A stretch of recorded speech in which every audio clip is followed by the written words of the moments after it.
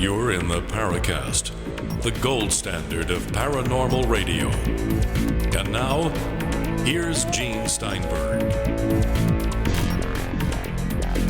Well, Chris O'Brien is taking another week off. It has kind of a crazy schedule after getting back home, so we're going to give him a little bit of rest, but you will hear him again and after the Paracast. So Curt Collins has kindly agreed to stick with me again, and he's going to work with me on this week's episode. And we have a really fascinating guest. So welcome back, Curt.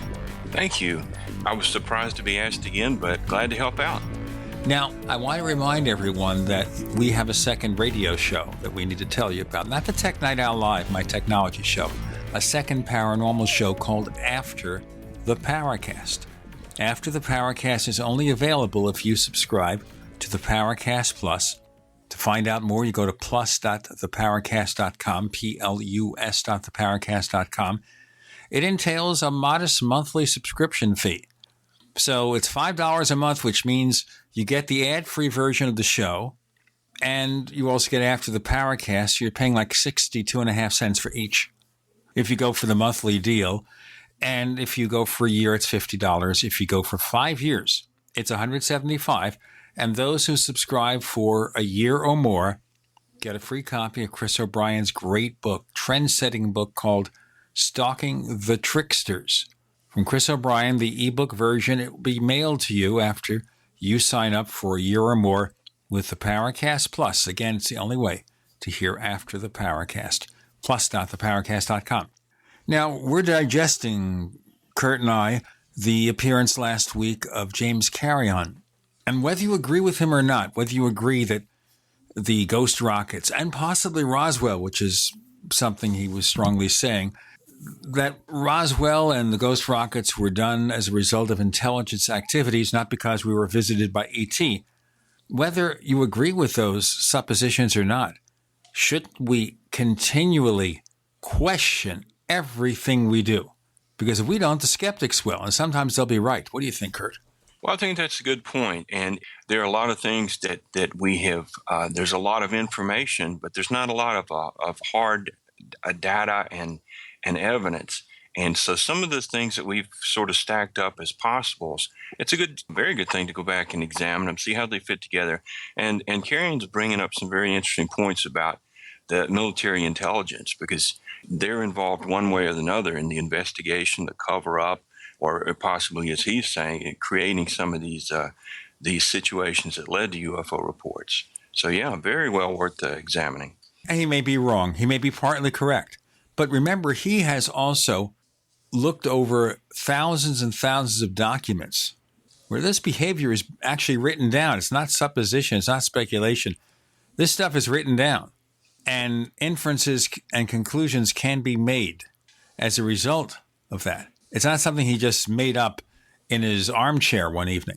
That's right. If nothing else, the examples he provides of these military intelligence operations are a good clue as to how the cases are being worked by the military.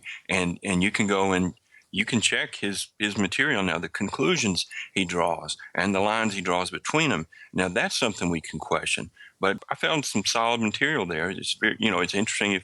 I think the Cold War historians would be interested too, but certainly the UFO buffs need to take a look at it, because it's some connecting tissue. It's important. And the thing to bear in mind here is that even if all the ghost rockets were intelligence activities, even if Roswell was not a spaceship and there was no alien and there was no alien depicted in these Roswell slides, it doesn't mean there's no UFO mystery. It doesn't mean we don't have thousands upon thousands of sightings that we cannot explain. But the faster we get rid of the stuff that's really the chaff, the stuff that really isn't real, the faster we'll make progress. If we spend all our time with cases that have stuff about them that's very, very suspicious, it's just wasting everyone's time. And I'm not saying that ghost rockets weren't real or that Roswell was some kind of intelligence thing. But if it was, so what? Get over it. You're right. There's a lot of haystack and very few pins. And, if somebody can come along and move some of that out of our way so that we can concentrate on, we're going to have mysteries, But there's just such a mass of hoaxes, frauds, confusion, rumor, and that, you should, I appreciate it if someone can clear that. Well, we have somebody today who is another no-nonsense guy in the UFO field. He was back on the show, quite a few months ago. In fact, as we speak, to show you how we attempt to be current and up to date here, I'm going to look up the exact date. On June 1st, 2004, we featured George Wingfield. Of course, we covered his interest in crop circles, cattle mutilations, and all sorts of things. But the point that you get when you talk to him is that he is a no-nonsense kind of guy, and he's not afraid to speak his mind about a lot of issues. First thing we need to ask him about is his 7 Fs. Excuse me? He's got 7 Fs. And I don't want to spill it. We have to hear it from him. You're not talking about my high school grades. No, this may be ufology's bad grades, 7 Fs. So we'll have to hear. I have to wonder, of course, how many grades certain people in the UFO field have received when they fake their credentials. Last week we were talking about David Roundtree and about this information that came to light, that his military background may have been fabricated, at least in part, that his educational background, and he's not responding to that, by the way. He's not really answering those serious questions. And that is a problem. It's apparently this is in UFO's DNA, because this goes back so far. Certainly Professor Adamski and I think Dr. George Hunt Williamson. Oh, boy. Professor Adamski. Now, he got away with that because he said that was just a title of friendship. I remember when I was a young whippersnapper snapping that whip in Brooklyn, New York. And the local mail carrier would say to me, "You're going to be a professor someday." And then later on I said, maybe I will be a professor. I wasn't. And then the late Long John Nebel on his radio show characterized himself as a professor of ignorance. Now, George Adamski claimed that was an honorary title, that people called him professor. He didn't claim to have those educational qualifications. But one of the people he associated with, one of his followers, George Hunt Williamson, did claim to have degrees, and those degrees were faked. And we're supposed to take these people more seriously because of these credentials. And it seems, I find it a very unpleasant practice. Let the data stand on its own. It's nice if a scientist has looked at it, but as far as a witness or someone just presenting information to be studied, I don't think you've got to have a PhD. And I'll admit, I'm a college dropout, so maybe I have a little bias there. Well, Chris O'Brien spent 5 years at college. He did not graduate. I don't think we should take that away from him, because Bill Gates didn't graduate, and Steve Jobs, as I mentioned last week, audited some college classes, but he did not graduate. And I guess they did sort of well. Absolutely. I think there's something for the work that you're able to demonstrate that you do. I mean, certainly education is important, but I think all these people that you mentioned, you'll find that they weren't really slackers in finding and developing and using information. Now, let me tell you, I'm not saying that having a higher education has no value. And I should tell you, my son has a couple of degrees, and he's working on one or two more. Well, of course, if a doctor didn't go to medical school, I'd be worried. If a lawyer didn't go to study law and pass the bar, I'd be worried. But there are a lot of fields where it doesn't matter. What matters now is that we've got George Wingfield coming up next with Gene and Curt Collins. You're in the Paracast.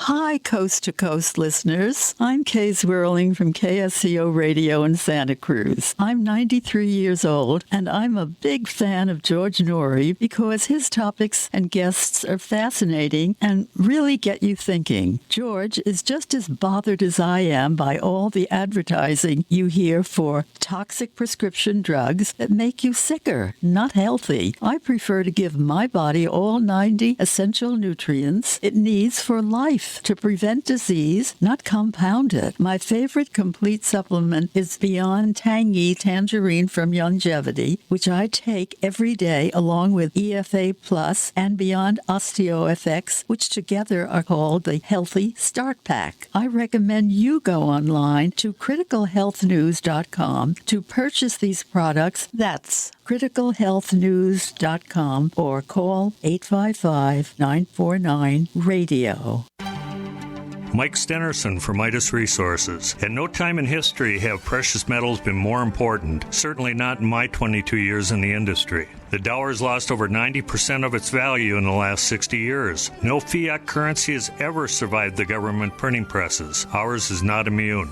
The time is now to be proactive. 1-800-686-2237, extension 116. Anything tied to the dollar is at risk. CDs, annuities, 401ks, IRAs, stocks, bonds, you name it, so decide. Do you want to leave a legacy of wealth or debt for your family? The choice is yours. Call me at 1-800-686-2237, extension 116. That's 1-800-686-2237, extension 116.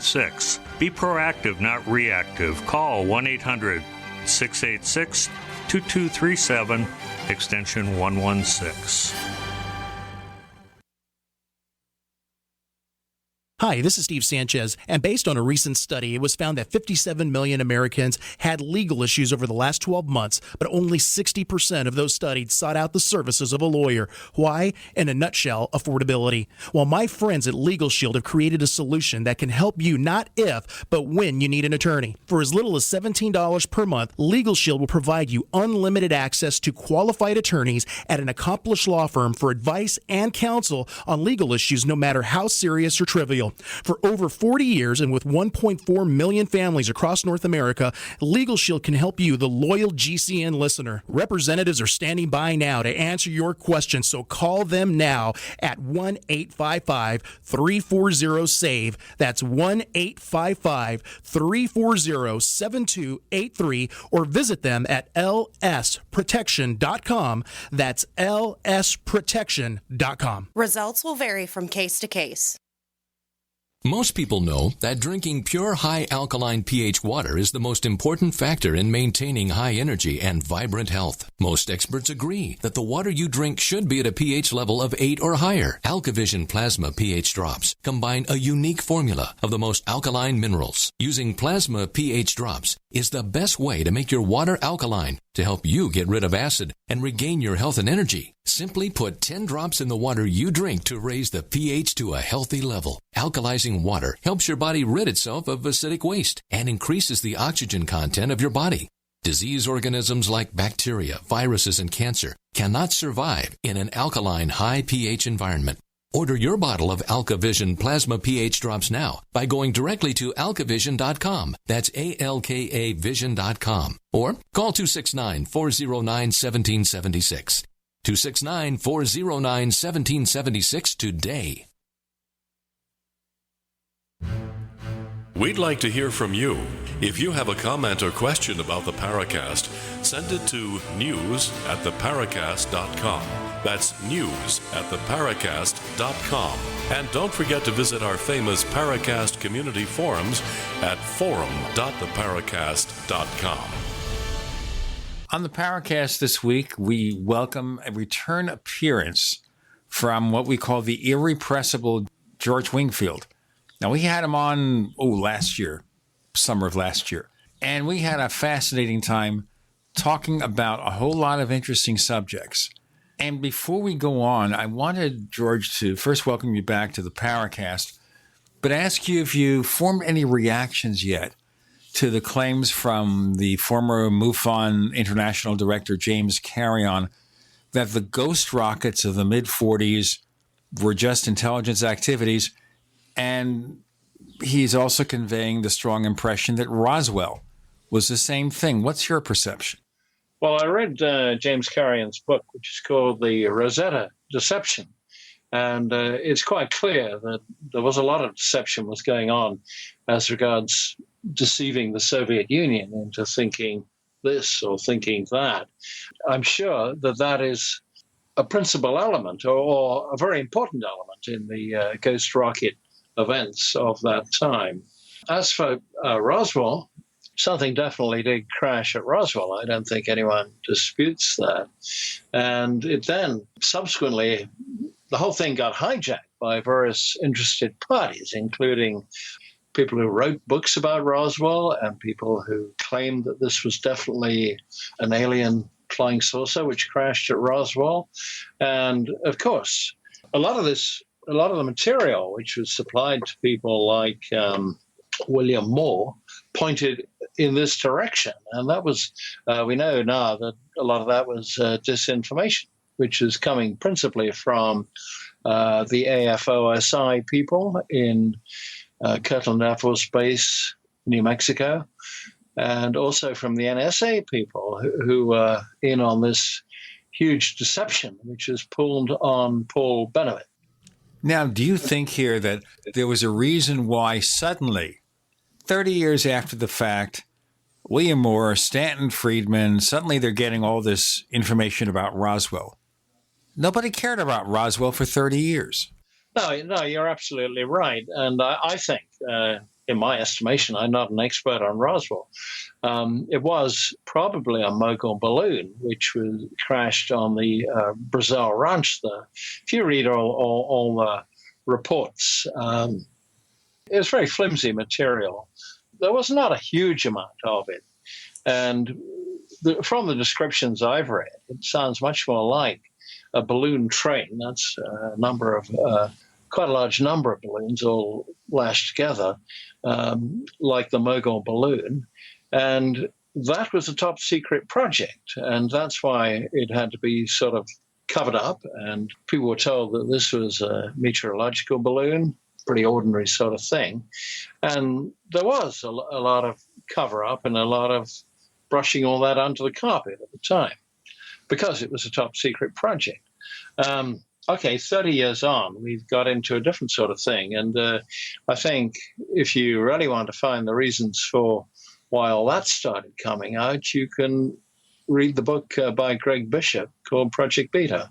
Tell our listeners about Project Beta. Now, we've had Greg Bishop on the show, so we have a sense of what he has to say. But for the sake of listeners who don't follow all this stuff day in, day out, what did Project Beta contend? Well, but basically, you had this guy, Paul Benowitz, who was a scientist, and he was living in a house right across the street from Kirtland Air Force Base, which is on the edge of Albuquerque, New Mexico. And he made scientific equipment. He was a very smart guy, but he started seeing curious lights and the movement at night of various lights operating in an extraordinary way on the base or over the weapons storage area, which is called Manzano, where they stored atomic weapons. And he became absolutely intrigued by this, and he thought that these were UFOs. He thought what he was seeing were UFOs flying into Manzano and flying out of there. And he got together a huge amount of sort of scanning gear and electronic gear to observe what was going on. And immediately the Air Force people on the base, security people, became aware of what he was up to. They started asking him questions. In fact, he went to all sorts of people. He was putting it out to senators. He even wrote a letter to President Reagan saying he thought that this was the beginning of an invasion from outer space by aliens in flying saucers. And the NSA people, who were obviously concerned about security and whether the Soviets might possibly be spying on top secret activities at the base, started monitoring monitoring Benowitz very carefully and feeding him disinformation. That was the start of it all. And the villain here, the central villain who's spearheaded this effort, was a man called Richard Doty, who I don't think you've had on the Paracast yet, but you've heard plenty about him. You know what? We have tried to get him on the Paracast. There's a story about that. This goes back to our previous co-host before Chris O'Brien joined the show, where we wrote to him, and of course he's very flaky and very demanding, and I thought we had it nailed down. And then almost the last minute, not the night before, but maybe a few days before, he says, I'm not going to do it. And that was it. So I think he finds it better to pretend to be secretive. And I wonder here how much of this is play acting and whether this guy, even though he admittedly had credentials, is engaged in kind of self-aggrandizement where he's trying to boost his ego by pretending to be more than what he really is. It's like a game. Well, I think he is a self-confessed liar. I mean, he has confessed on many occasions that he was feeding disinformation to Paul Benowitz, to Linda Howe, and to William Moore. They all received disinformation, which is a mixture of truth and lies.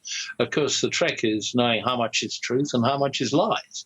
I'm inclined to think that the majority of it was lies, and I think that Doty was ideally suited to this role because he sounds to me to be a pathological liar, which is one of those people who, after a bit, doesn't really know the difference between what's true and what's not true.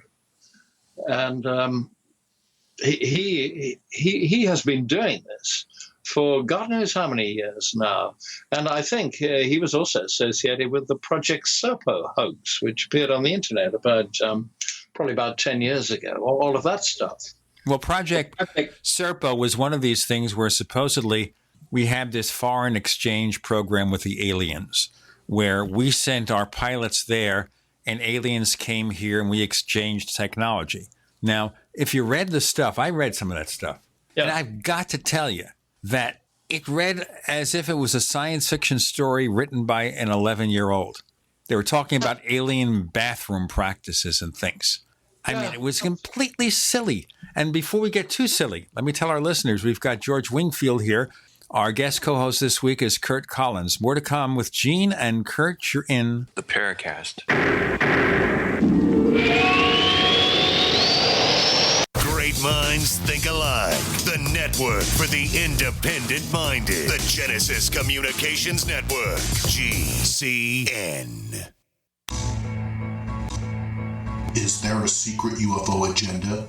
Do strange creatures from the darkest corners of the mind roam the Earth? Is there evidence for mind control, time travel, or devious government conspiracies? Find out the inside scoop on the latest conspiracies, paranormal activity, and Freudian phenomena when you subscribe to Tim Beckley's Conspiracy Journal. It's jam-packed with stories, special book and DVD promotions, and the best news, it's absolutely free, sent right to your mailbox. Plus, a bonus free email newsletter sent out every Friday. Simply send an email with your name and address to Mr. UFO at webtv.net. That's Mr. UFO at webtv.net. Find out what they don't want you to know.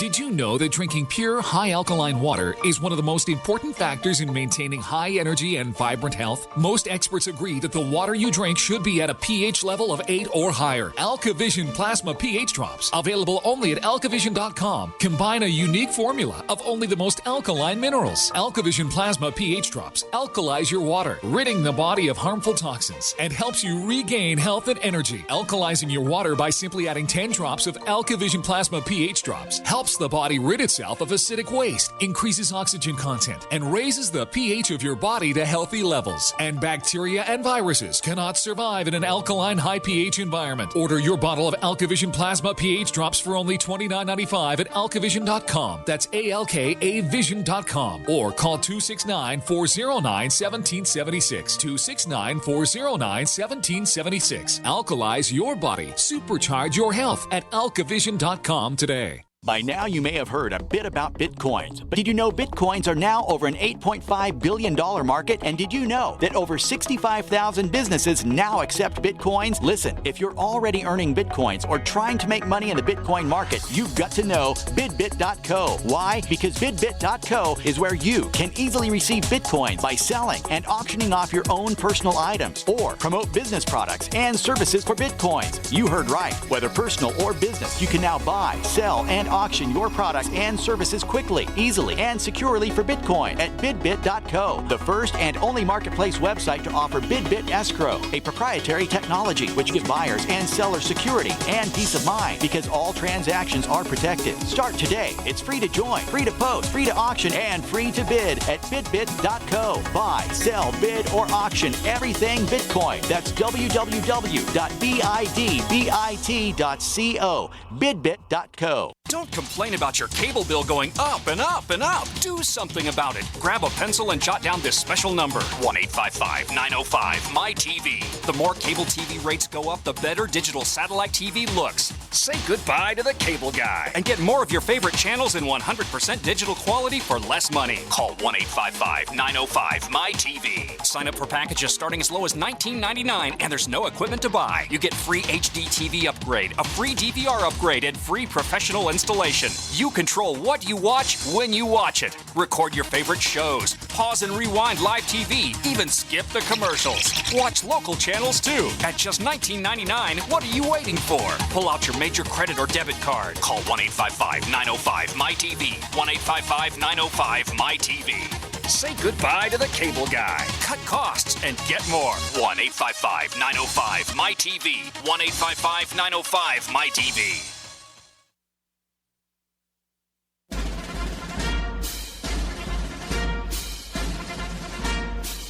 Hi, it's Grant Cameron from presidentialufo.com. You're listening to the Paracast, the gold standard of paranormal radio.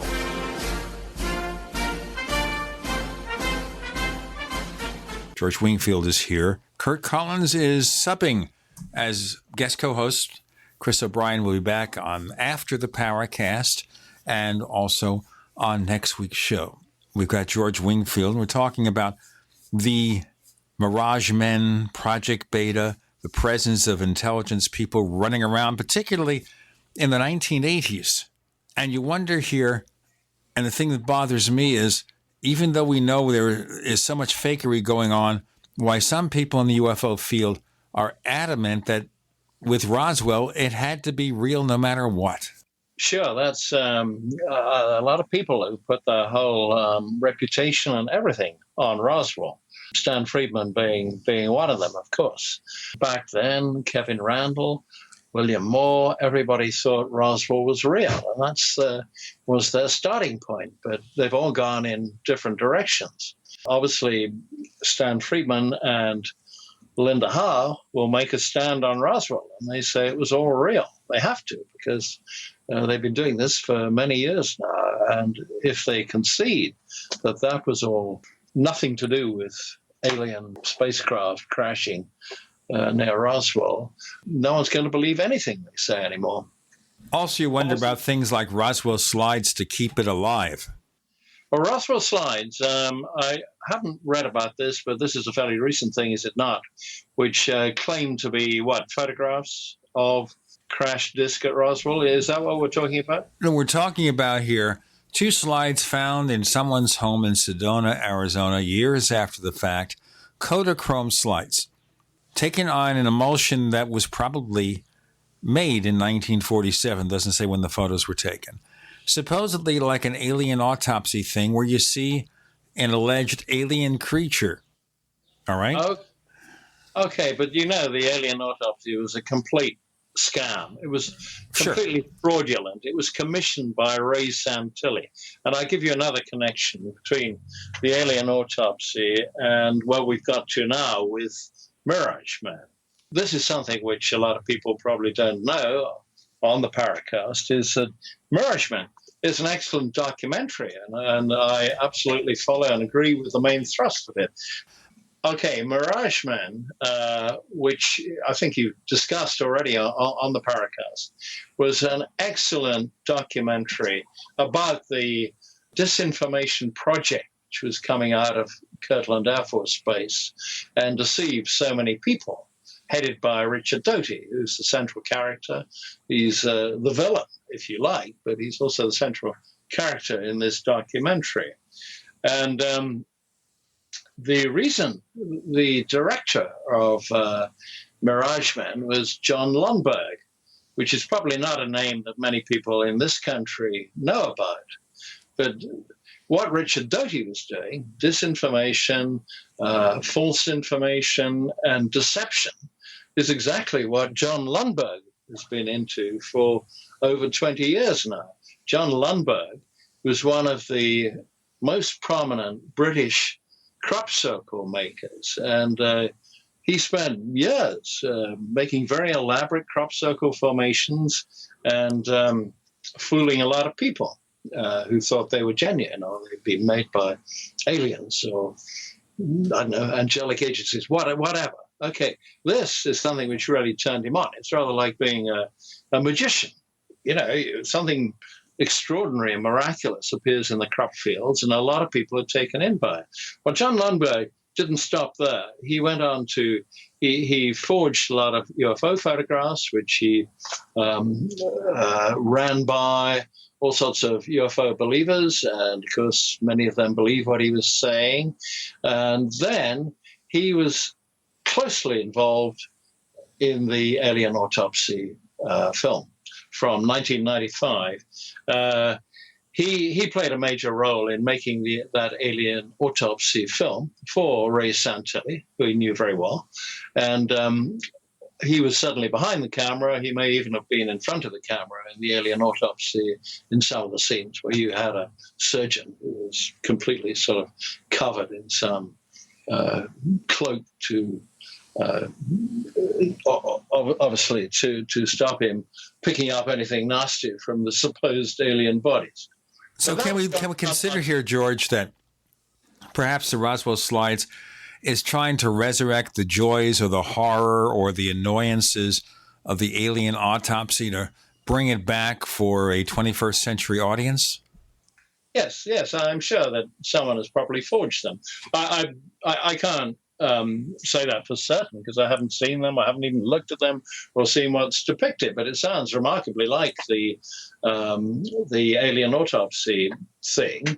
And with the alien autopsy, Ray Santilli, who was the man who commissioned all this and made a considerable sum of money out of the alien autopsy, he was telling everybody it was filmed on 8mm film, which is what everyone was using in movie cameras in 1947. And he said, I've sent a bit of the film off to the Kodak labs in Rochester, New York. And here's a letter from them confirming that the film I sent them was from 1947. And all of this, complete fraud. Of course, he'd sent them a bit of film, which was from 1947. You can tell by the markings on the edge of the film. And they'd written back, said, yeah, the bit of film you sent us from 1947. Okay, that was nothing to do with any bit of film which had an alien body on it. It was just a bit of film he had. He knew all about film, and he did this to deceive people. And I think you'll probably find that the Roswell slides are something of the same kind. Now, the problem with Roswell slides is supposedly they show an alien being in some process being autopsied, at least being cut apart. But that doesn't mean, number one, it's a real alien and not some kind of put-up job. Number two, it doesn't mean it came from Roswell. I mean, the chain of evidence is flaky beyond belief. You find something in somebody's home and you immediately assume because the film came from 1947 that it must be Roswell. I think that's just a stretch beyond belief.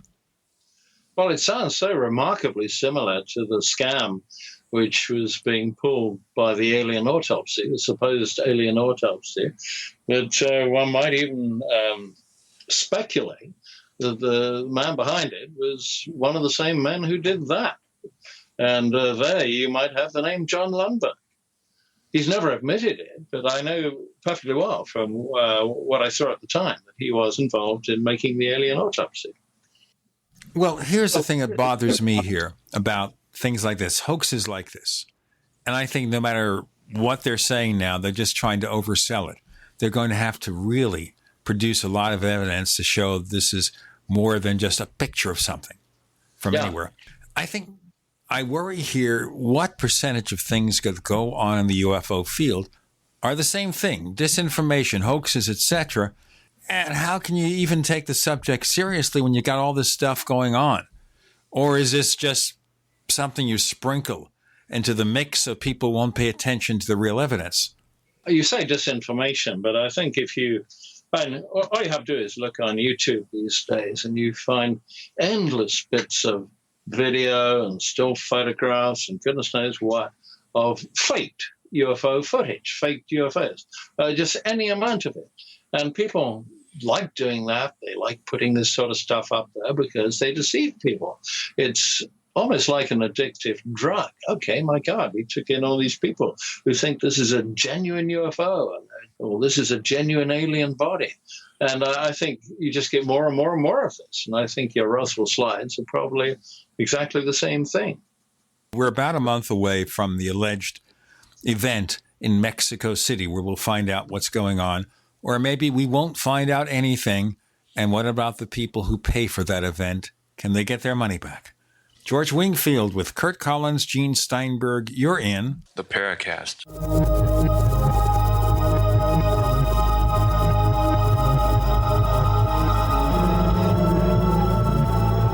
Independently leading the way for the nation. Compelling talk for every political persuasion. We are GCN. Attack of the Rockoids has been well received by critics and readers alike. It's a thrill-a-minute story you'll never forget. A former U.S. military intelligence officer is haunted by intense dreams about a beautiful woman pleading for his help after a terrible battle in outer space. But the dreams turn out to be true and thrust him into a telepathic love affair with a woman whose faraway planet is intent on destroying the Earth. And now the gripping tale continues in The Coming of the Protectors. It's the second book of the Rockoids trilogy, a galaxy-spanning adventure that pits our hapless heroes against powerful, fanatical enemies that threaten the lives of freedom-loving beings everywhere. Attack of the Rockoids and The Coming of the Protectors. Classic science fiction at its best, available now. For more details, visit rockoids.com. That's ROCKOIDS.com. If the IRS has garnished your paycheck or seized money from your bank account, you need to get professional tax help now. Fast action is required to put a halt to these aggressive IRS collection tactics. You can count on the knowledgeable team of tax professionals at Wall & Associates. With over 30 years of experience, Wall & Associates has settled the tax problems of thousands of taxpayers for a small fraction of what they owed. For a free face-to-face consultation, call 1-800-425-4610 to put a wall between you and the IRS. 1-800-425-4610 or look for us on the web at wallandassociates.net. We solve tax problems. If you hire Wall & Associates today, you'll never have to talk to the IRS again. To stop the levies and seizures today, take action now. Call Wall & Associates at 1-800-425-4610. Wall & Associates. 1-800-425-4610. Based on actual cases, results may vary, not a solicitation for legal services. The human body is extraordinary. Despite all the stresses we inflict upon it, it still works hard to stay in balance. Thousands upon thousands of people rely upon Heart and Body Extract to help their body stay balanced. This excellent 100% natural herbal formula helps maintain healthy blood pressure levels, cleans arteries, promotes good circulation, balances cholesterol, and more. HB Extract, paired with healthy lifestyle choices like good nutrition and exercise, can give you a life free of pain, sickness, and fear. Recapture your youthful vitality and experience your body healing itself with the aid of HB Extract. It's extremely effective and it starts working in just days. Visit hbextract.com to learn more and to read scores of testimonials from satisfied customers. And we've never increased our price in over 10 years. That makes Heart and Body Extract as great a value now as it was the first day we sold it. A healthy heart is a happy heart. Call 866-295-5305 or go to hbextract.com. This alert just came in. This special announcement is for business owners and leaders of organizations who've been waiting for the right time to build. General Steel has made it impossible to wait any longer with rock-bottom prices that could save you thousands. That's right, General Steel, America's leader in pre-engineered structures, is offering buildings at prices you will never see again. Don't miss these prices. A 50 by 100 for $35,000. You heard right. That's 5,000 square feet for $35,000. Manufacturers, if you need a larger building, try a 100 by 100 commercial building for $129,000. You can't afford to rent with these prices. Imagine a 70 by 100-foot church building for under $69,000. With the economy improving and interest rates still at historic lows, you can't afford to wait. So call 866-91-STEEL. Lock in your price now. Call 866-91-STEEL. That's 866-917-8335.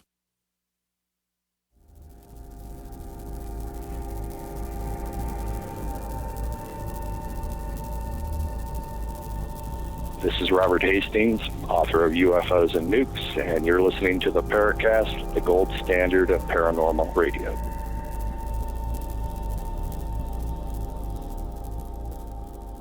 So Chris O'Brien is taking another week off. He's had kind of a mess of things that happened after his brother died and trying to get back accustomed to life without his closest friend. So he's going to take another week off, but he'll be back on after the Paracast once again. Curt Collins is subbing as the guest co-host. George Wingfield is our guest, a very outspoken UFO and paranormal investigator. Right now we're focusing a very heavy degree on possible UFO disinformation. We also want to focus on the fact that we have something for you. After the Paracast, to get a copy, you have to subscribe to the Paracast Plus at plus.theparacast.com, plus.theparacast.com, and you'll be able to get that, plus the ad-free version of this show, higher quality audio. Curt, you got some questions? Well, in the opening, we mentioned George's 7 Fs, and I was wondering if you could tell our listeners just what that was about. And by the way, this is a family show. Okay. Well, I'll leave that F out in particular, but okay, my 7 Fs, see if I can remember these. There was fiction, fantasy, fraud, forgery, false memory, folklore, flapdoodle, and I think that's about 7, but there may be some more as well. I love the word flapdoodle. Well, flapdoodle is a word, it's in the dictionary somewhere, but I use the word in connection with a lot of the New Age stuff you get about UFOs, and you get at UFO conferences. You get a lot of sort of way out New Age things about star children and higher levels of consciousness and beneficial abductions and goodness knows. There's just any amount of it. Psychic, spiritual, and other abilities, non-living beings, gifted souls will bring peace, and topple corrupt systems and shift dimensional consciousness, etc., etc., etc. That's really what I call flapdoodle. And I say, okay, well, if that's what you think, this is religious creed to many people, and a lot of people have the UFO subject is a religious creed without very much proof of what they're saying. Now, the question we've raised in recent episodes, and I don't know how many you've listened to, is whether there's any real research being done in this field. And I mentioned MUFON. MUFON collects a lot of information, and we really went after them, especially after the Paracast last week. We went after them because of the fact that they got involved in this Hangar One TV show, which is a load of nonsense. Oh, yeah. And they got involved. They put the organization's reputation there. And if you look at the blurb for the History Channel's Hangar One, well, this is from the archives of MUFON. And that was decidedly not true. And you wonder, is any UFO organization out there, anywhere in the world, actually doing research or just collecting cases? I'm not aware of it. I think, we all looked to MUFON, and we thought for a time, when James Carrion was the director, that maybe MUFON would be going in the right direction. But the rest of MUFON ganged up on him and made his position impossible, and he had to quit. He also had a falling out with the fact that Robert Bigelow seemed to have more or less taken over or bought MUFON. He was writing the rules of what MUFON was going to do next, and James Carrion didn't like this, which is why he left. Supposedly, the Bigelow connection is a thing of the past. Apparently, they had a bad relationship for about a year, and all ties have been severed. But it's left a taint, and a lot of people remember that, not in a fond way. Yeah, that's right. That is absolutely right. But I have a lot of respect for James Carrion. I think he's done some good work, and he isn't taken in like a lot of people by some of this stuff. He's much more cautious in his approach to the abduction subject in particular. Okay, the abduction subject. Of course, there are a lot of people in MUFON who really wanted MUFON to be not just UFOs. It was to be principally about alien abductions. And a lot of people in MUFON who were supporting this fought a battle just a few years ago. I've forgotten the name of the people involved, to try and wrest the leadership from people like James Carrion. The thing that's interesting to me is we've been after MUFON for a number of weeks here on the Paracast. We've attacked their participation in the Hangar One TV show. We've had some people from MUFON on the show, and certainly last week we weren't very kind to them. We've got a lot of listeners around the world to the Paracast, but so far nobody has said, how dare you attack MUFON? I'm sure we'll hear from somebody after I said this. But right now, I don't see a lot of people ready to stand up and support them. Well, I think this is because MUFON really is split. It has been for a long time between all the people who are thinking only in terms of alien abduction, abductees, and all this sort of stuff, and people are thinking of basic, real UFO research, and they see these two things seem to be incompatible, really. Why can't we have both? Well, I think it's, a lot of UFO researchers, shall I say old-time UFO researchers, have said, okay, this alien abduction subject is possibly something of a terrestrial nature, of a psychological nature, and something like this. It's not really connected with the UFO subject, which we've been trying to research ever since 1947. And there is this division, which is very hard to get away from. Well, I have no problems dealing with UFO abductions. I mean, I've talked to some abductees, and I think something real has happened. I don't know what it is. We had a guy on the show, 5-6 years ago, named Doug. We had Kathleen Martin, Betty Hill's niece, who is a licensed hypnotherapist, and she brought on someone who claims to have been abducted. So something happened to them. Now, that something happened to them doesn't mean it's aliens. Oh, you're absolutely right. And I've met quite a lot of abductees. I have a friend who's a long-term abductee, and he talks in terms of being taken aboard UFOs, of reptilians, and all sorts of stuff like this. But of course, there's no chance that anyone like me, as an outsider, could get to see or meet these reptilians.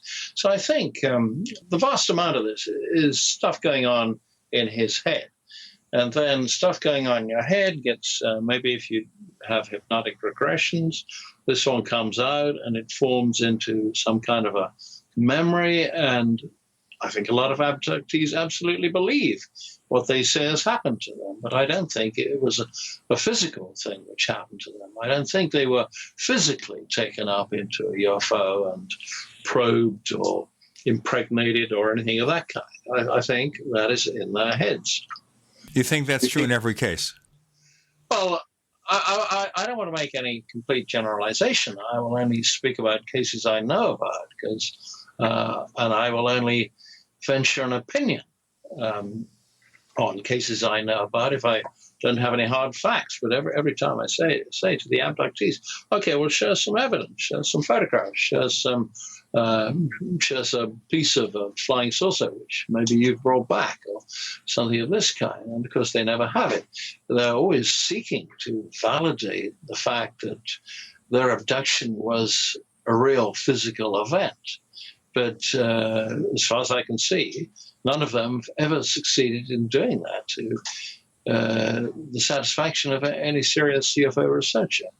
Is there any possibility they are, at least subconsciously, interacting with an external force? They may be subconsciously interacting with some kind of external intelligence, but it's probably not the physical intelligence. It's probably more like something Jacques Vallée talks about this. This is something which has been with us for a very long time. Nowadays, it's in the guise of spaceships and aliens and so on. But we were having interactions with devils and fairies and goodness knows what for hundreds of years. And that's how people thought of it. So then what you're saying, and we'll get into this in our next segment, is that the cultural meme of the time colors our perception of such events. So if it happens, well, if we think about fairies and elves, that's what it is. If we think about gray aliens and about the culture of believing in gray aliens, that's who visits us. We got more to come with George Wingfield. Curt Collins is our guest co-host. I'm Gene Steinberg. You're in the Paracast. Not just an alternative to the mainstream media. We're the premier independent talk radio network. We are GCN. First came Attack of the Rockoids, and it was a critically acclaimed success. And now there's The Coming of the Protectors. A former military intelligence man is contacted by a space woman in a dream that turns out to be a nightmare because evil forces on our distant planet are planning to conquer the Earth. This is gripping science fiction of the classic kind. Attack of the Rockoids and The Coming of the Protectors. Find out more at rockoids.com. That's Rockoids, ROCKOIDS.com. Hi, this is Ted Anderson. Have you ever wondered why banks, stockbrokers, investment advisors won't talk about gold IRAs? They've been available since 1986, yet the financial industry won't recognize the value of gold for your retirement. Gold has outperformed paper investments, yet no word about IRAs. If you would like to have gold for your retirement, call 800-686-2237. Don't get left behind by rising inflation and low returns. Call 800-686-2237. Secure your future and call 1-800-686-2237. This alert just came in. This special announcement is for business owners and leaders of organizations who've been waiting for the right time to build. General Steel has made it impossible to wait any longer with rock-bottom prices that could save you thousands. That's right, General Steel, America's leader in pre-engineered structures, is offering buildings at prices you will never see again. Don't miss these prices. A 50 by 100 for $35,000. You heard right. That's 5,000 square feet for $35,000. Manufacturers, if you need a larger building, try a 100 by 100 commercial building for $129,000. You can't afford to rent with these prices. Imagine a 70 by 100-foot church building for under $69,000. With the economy improving and interest rates still at historic lows, you can't afford to wait. So call 866-91-STEEL. Lock in your price now. Call 866-91-STEEL. That's 866-917-8335.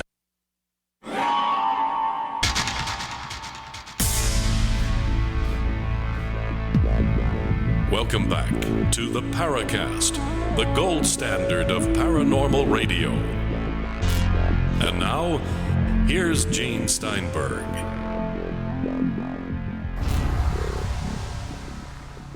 So Chris O'Brien's taking another week off. Our guest is George Wingfield, outspoken UFO investigator, a lot more to come. And we're going to move off the abductions right now.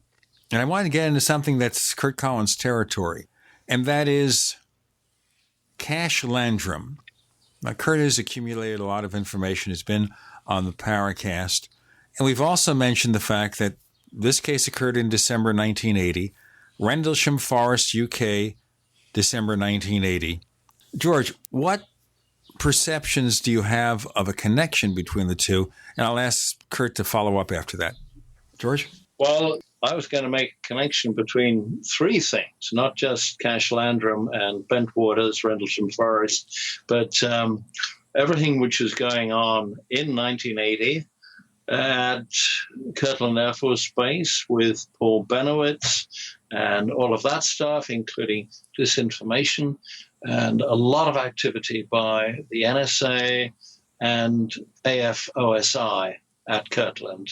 And, okay, you have all that there, and suddenly Paul Benowitz is being told about secret aircraft, secret projects, atomic plane, all sorts of stuff. Whether it was true or not, we simply don't know.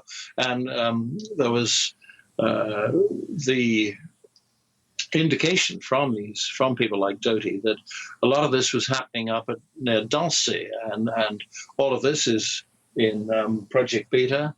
It's also in Greg Valdez's book called Dulce Base.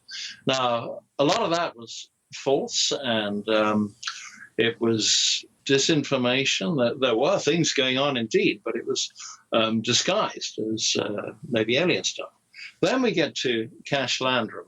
If you read Project Beta, you'll find that, of course, that's mentioned in the book, and Paul Benowitz was aware of this, and he was thinking in terms of whatever Betty Cash and Vicky Landrum saw and which affected them and injured them was of alien origin.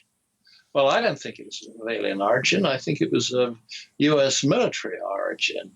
And there's absolutely no doubt about it that a large number of helicopters did appear, and other people saw these helicopters, which I think in most of the accounts were shepherding this craft, which irradiated, which came down on the road, not really all that far away, perhaps 30, 40 yards away from Betty Cash and Vicky Landrum, and caused them pretty severe radiation burns. There may be a very good reason to think that was something of some kind of nuclear reactor, which was being used in this mysterious object. And from there, just to connect up to Bentwaters again, we have John Burroughs and Jim Paniston, who encountered a strange object which came down in the forest in Rendlesham Forest. They were sent out to look at it. Jim Paniston says he actually touched it.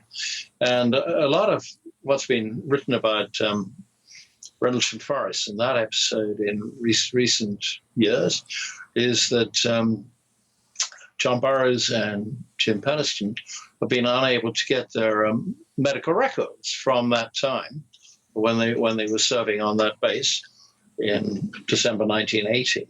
And the records have been classified as top secret and not available, not even to Paniston and Burroughs. And I think they enlisted some lawyers in Arizona, and they also got John McCain to try and intercede on their behalf, because they said they'd had health issues which had resulted from this episode back in 1980. Now, just to tell our listeners, we had an attorney, John Burroughs and Nick Pope, on the Paracast a few weeks ago to talk about getting the VA to cover the injuries that he received. Right, okay. I don't know if they've made any progress with recovering these records, the medical records, but I do know that in case you hadn't noticed, that is what Linda Howe is going to be talking about at the Ozark UFO Conference in Eureka Springs, which starts next week. The development, and this is what the show is largely about with Burroughs, was that the VA has finally admitted, will process his claims, and he's received assistance for his health problems. And a lot is being made of that. In fact, he posted, Burroughs posted on Facebook, a bombshell revelation about the Rendlesham Forest incident has just been made. This latest news has profound implications, not just for the understanding of what happened at Rendlesham, but for ufology as a whole. So just the processing of this medical claim, he and even Nick Pope are taking this to mean, or to have the potential to mean something far more. So I don't quite understand what Burroughs is now saying. Does he say that he has got the medical records, or that he has got word that he was exposed to nuclear radiation of some kind in Rendlesham Forest on that occasion? All we're certain of is he's received treatment. He had a heart valve operation. And yeah, that's right. But do we know that that is connected with his exposure to whatever this UFO was, which came down in Rendlesham Forest? That is his position, but I don't know that we've seen any proof on that. But that's where so many claims of like as you were mentioning, medical records. So many of in this case, it's the researchers, John Schuessler, and who investigated the Cash-Landrum case, shepherded the medical records of Betty Cash. So it was only secondhand information that we received about that. Certainly there were some injuries, but whether they were actually radiation burns has been far from proven. Yeah. Well, of course, I've had a great interest in the Cash-Landrum business. And I think, I've asked people like John Alexander what was going on here. And he always refers one to a friend of his called George Saran, who was in the military, who was given the job of finding out exactly what was going on.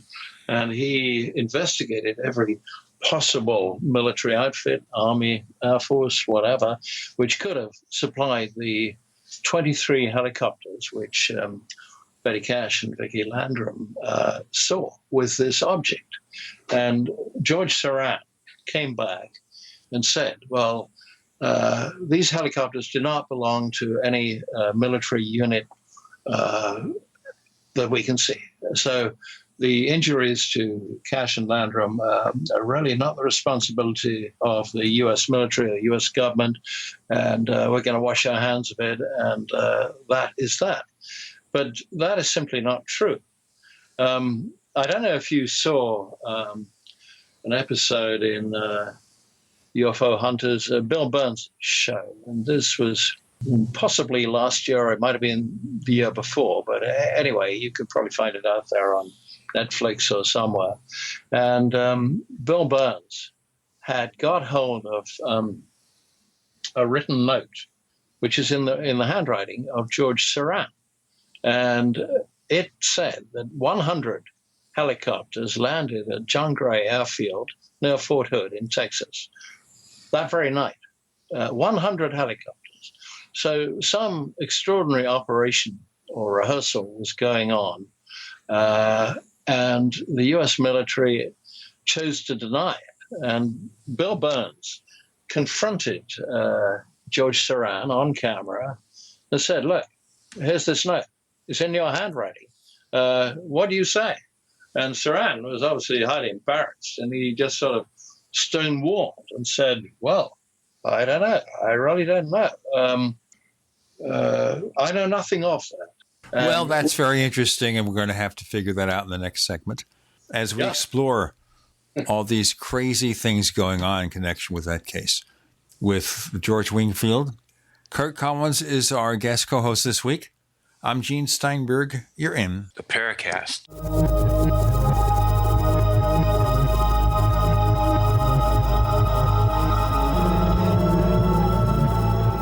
haven't experienced yogurt until you've tried a Mossy, embodying health and flavor in a true whole milk, green-fed dairy beverage. Every sip pays homage to our old world cows and the ancient culturing methods their milk benefits from. With over 30 probiotics, a Mossy's undeniably nutritious, refined, cultured sensation bolsters your health and awakens your passion for dairy. A Mossy's so good, and you need to try it. Contact your Longevity distributor or call 877-878-4203 or go to gcnteam.com. Hi, this is Ted Anderson. Have you ever wondered why banks, stockbrokers, investment advisors won't talk about gold IRAs? They've been available since 1986, yet the financial industry won't recognize the value of gold for your retirement. Gold has outperformed paper investments, yet no word about IRAs. If you would like to have gold for your retirement, call 800-686-2237. Don't get left behind by rising inflation and low returns. Call 800-686-2237. Secure your future and call 1-800-686-2237. Gold. It's like nothing else on Earth. From the Romans through the Renaissance, from the Industrial Age to the Space Age, gold has weathered the test of time. For 6,000 years, gold has remained the ultimate store of wealth. According to the World Gold Council and the U.S. Mint, demand is at an all-time high. The stage is being set for the reemergence of gold as the common-sense alternative to a fiat paper currency that gets weaker every day. Midas Resources is proud to offer the hard-hitting report that arms you with the truth you need to protect you and your family from the Fed's plans for your hard-earned money. Don't gamble with your future. Call Midas Resources today and ask for your free copy of As Good as Gold. Call 1-800-686-2237 for the report the Fed hopes you'll never see. As Good as Gold can be yours by calling 800-686-2237. If you have ever thought about owning gold, you must read this report. Call Midas today at 800-686-2237. Have you ever noticed how many sick and miserable people there are? I'm serious. I'm talking about people of all ages who have conditions and diseases which affect their quality of life. Most of them seem to have one thing in common: polypharmacy. That is, dependence on multiple prescription drugs with side effects that actually make them sicker and sicker, not healthy. The good news is that people are waking up to the fact that if you supply your body with all of the nutrients it requires, you will feel better, be healthier, and have a better life. It's important to know that Beyond Tangy Tangerine is the most amazing, great tasting, comprehensive nutritional supplement. Besides supplying all the vitamins our bodies need, it also supplies the necessary minerals that are required for the vitamins to kick in. Look, folks, I'm hooked on it, and I think if you try it, you'll become hooked. This stuff really works. That's why I'm urging you to make it part of your daily health regimen. Visit InfoWarsTeam.com to secure your canister of Beyond Tangy Tangerine today. Sign up for auto ship and save on shipping costs. That's Beyond Tangy Tangerine at InfoWarsTeam.com. By now, you may have heard a bit about Bitcoins, but did you know Bitcoins are now over an $8.5 billion market? And did you know that over 65,000 businesses now accept Bitcoins? Listen, if you're already earning Bitcoins or trying to make money in the Bitcoin market, you've got to know BidBit.co. Why? Because BidBit.co is where you can easily receive Bitcoins by selling and auctioning off your own personal items or promote business products and services for Bitcoins. You heard right. Whether personal or business, you can now buy, sell, and auction your products and services quickly, easily, and securely for Bitcoin at BidBit.co, the first and only marketplace website to offer BidBit Escrow, a proprietary technology which gives buyers and sellers security and peace of mind because all transactions are protected. Start today. It's free to join, free to post, free to auction, and free to bid at BidBit.co. Buy, sell, bid, or auction everything Bitcoin. That's www.bidbit.co. BidBit.co. We'd like to hear from you. If you have a comment or question about the Paracast, send it to news@theparacast.com. That's news@theparacast.com. And don't forget to visit our famous Paracast community forums at forum.theparacast.com. Curt Collins is guest co-host this week. Chris O'Brien's off. He'll be back next week. And also on this week's After the Paracast, George Wingfield is joining us, and we're tearing apart some of the old cases, trying to look for new connections. Curt, do you want to follow up with George?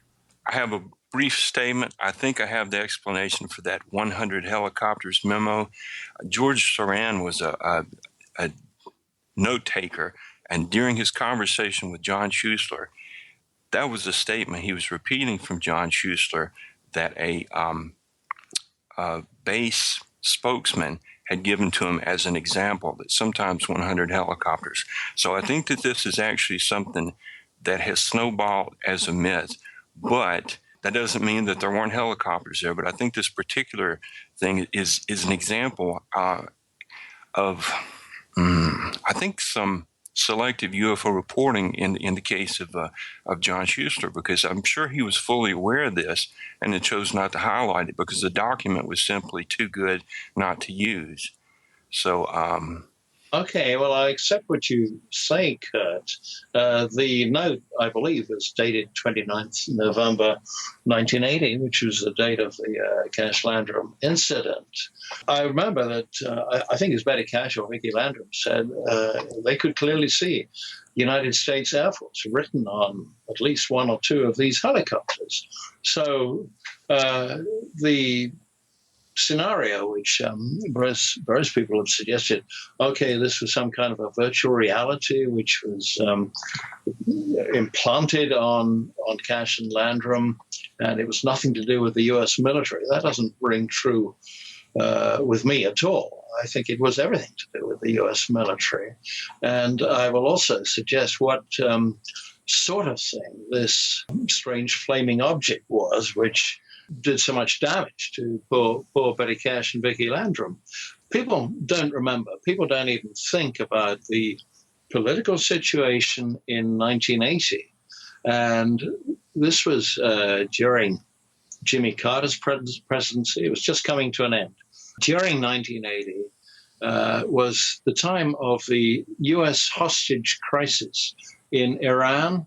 There were all of these hostages taken from the U.S. embassy and being held by the Iranians. And already in the middle of 1980, there had been an attempt to rescue them, which was a botched attempt. It failed, and several helicopters crashed in the Iranian desert, which had been sent off U.S. aircraft carriers to rescue on this rescue the hostage mission. This had been a terrible failure. So several men were killed. But everybody said, including the president, said, we have to go on. We'll find some way of doing this. We have got to rescue our hostages. And several practices were made by various methods. And I think that what was happening during the Cash-Landrum incident was a rehearsal for yet another rescue operation. It was probably a dress rehearsal. These helicopters may have flown off an aircraft carrier in the Gulf. They flew in over the coast near Houston, and with them was this strange object. Now, whether the object was under its own power or not, I don't know. It could have been slung underneath a Chinook helicopter, big twin-rotor helicopter, and it could have been lowered onto the road. But it may have been something under its own power. If this was something that was going to be used in connection with the trying to get the hostages out of where they were being held in Tehran, one suggestion, which I did see and which I think is highly possible, is that they had some kind of a lighting device, a huge device, possibly powered by a small nuclear reactor. You get small nuclear reactors which weigh maybe 15, 20 tons or something of that kind. And if you had a lighting device, this is just one suggestion, you could fly that into the building where the hostages are being held on the outskirts of Tehran, and you could fire it up. Everything will be immensely bright. The Revolutionary Guards who are holding the hostages wouldn't be able to see what they were doing. They wouldn't be able to resist the Delta Force Marines or the Special Delta Force people, whoever they were, who would come in and rescue the hostages. And they of course, would be wearing special visors which would shield them from the immensely bright light. I feel pretty certain that this was something to do with the ongoing efforts to pull off such an operation to rescue the American hostages in Tehran. That's a very interesting scenario.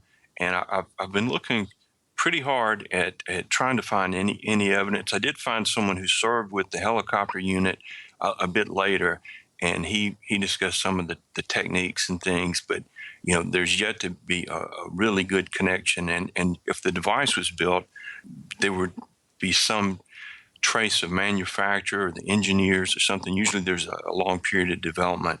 But I wanted to say real quick, you were talking about the connections between Cash-Landrum and Benowitz. One of those connections was the lawyer in the Cash-Landrum case, Peter Gersten, who was famous in the 70s and 80s for his attempt with procuring documents from the U.S. government. Well, one of his meetings was with Doty, and he was feeding him the same kind of information he was giving Linda Moulton Howe and others. And one of the things he claimed was that the Cash-Landrum UFO was the same information that Benowitz had claimed to have received, that it was some sort of alien U.S. project, either UFO on loan or something like that. So, and I have no doubt whatsoever that Doty knew nothing of the truth, but that's never stopped him before. No, I agree with that entirely. Peter Gersten did, in fact, go and meet Doty in Kirtland before Linda Howe went there, and had talks with Doty, and Doty gave a lot of information saying that there was a treaty between the U.S. government and the aliens, and the aliens were allowed to do so many alien abductions and cattle mutilations and so on. And so he was well into all that stuff over in Albuquerque. And then, of course, he turns up as the lawyer, or he's appointed by CAUS, the law for Betty Cash and Vicky Landrum in the fight with the U.S. government. And he advises them not to accept the original deal. And the original deal, of course, was from the U.S. government, the military. We'll pay all your medical bills and make sure you're taken care of. But we don't want any publicity. We don't want anything said about this. I believe this was how it was done.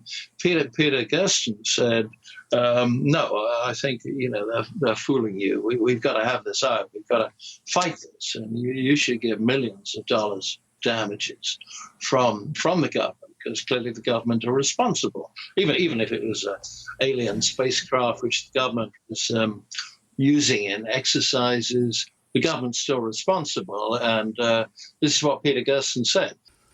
Okay. We have more to come with George Wingfield. I'm going to ask a few questions about Peter Gersten's involvement, with Curt Collins as our guest co-host. I'm Gene Steinberg. You're in Paracast. A little right, a little left, but always independent-minded. The Genesis Communications Network, GCN.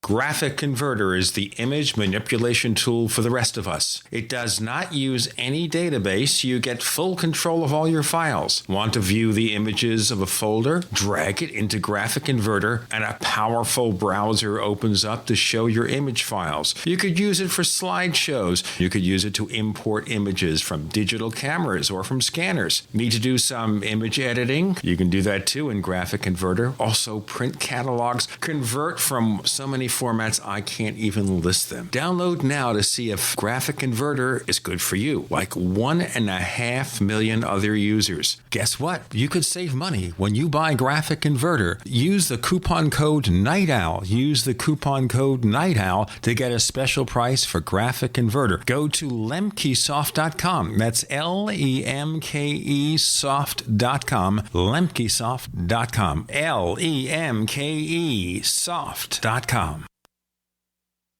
We live in a complicated society. Stressful issues are always popping up. Have you ever been treated unfairly by someone? Have you ever been overcharged for a repair? Have you ever signed a contract or a document? Worried about identity theft? How many times have you been in those unique situations where you just wanted to call an attorney to find out if you're right or wrong, or what your legal rights are? But every time you think about calling an attorney, what do you think about first? That's right. Who do you call, and how much will it cost? Our friends at Legal Shield have found a solution. With a nationwide network of 6,900 attorneys who average 19 years of experience, Legal Shield's law firms take over 40,000 calls per week helping their members. For less than $20 per month, you can have access to Legal Shield on everything from the trivial to the traumatic. Let Legal Shield stand up for your rights at lsprotection.com. That's lsprotection.com. Or call 855-340-SAVE, 855-340-7283. Results will vary from case to case. Hi, my name is Scott Fuchs, teacher and rowing coach for over 14 years. I was sluggish, overweight, on prescription drugs, and only 30-something. Fortunately, I was referred to Dr. Z, and happy to say Dr. Z's all-natural protocols over a consistent course resolved my health issues. I'm in the best shape of my life, and most importantly, on 0 medications. I'm Dr. Zdanowski, author of Evology, trained as a primary care physician, surgical manipulation under anesthesia, expert in nutrition, diet, weight loss, immune system, and I specialize in chiropractic. My 15 years of professional experience has taught me the 4 keys to vibrant health: a balanced musculoskeletal system, an integrated nervous system, a flowing lymphatic system, and a body filled with over 90 essential nutrients. This has been a secret too long. Actualize your potential, reverse disease. Call me, Dr. Z. 201-945-1177, 201-945-1177, evolyourself.com. This alert just came in. This special announcement is for business owners and leaders of organizations who've been waiting for the right time to build. General Steel has made it impossible to wait any longer with rock-bottom prices that could save you thousands. That's right, General Steel, America's leader in pre-engineered structures, is offering buildings at prices you will never see again. Don't miss these prices. A 50 by 100 for $35,000. You heard right. That's 5,000 square feet for $35,000. Manufacturers, if you need a larger building, try a 100 by 100 commercial building for $129,000. You can't afford to rent with these prices. Imagine a 70 by 100-foot church building for under $69,000. With the economy improving and interest rates still at historic lows, you can't afford to wait. So call 866-91-STEEL. Lock in your price now. Call 866-91-STEEL. That's 866-917-8335. Hi, this is Nick Pope. You're listening to the Paracast. Curt Collins is our guest co-host this week. George Wingfield is our guest. We're talking about Peter Gersten and his involvement in getting or attempting to get payments from the government for Cash-Landrum case. Now, what was the upshot of this? Obviously, he made some pretty severe demands. Well, the government didn't like this at all because the whole thing, was out of the bag and receiving wide publicity, and a decision must have been taken. We're going to absolutely deny that we had anything to do with this. And okay, if Betty Cash and Vicky Landrum won't accept what we offered, they're on their own.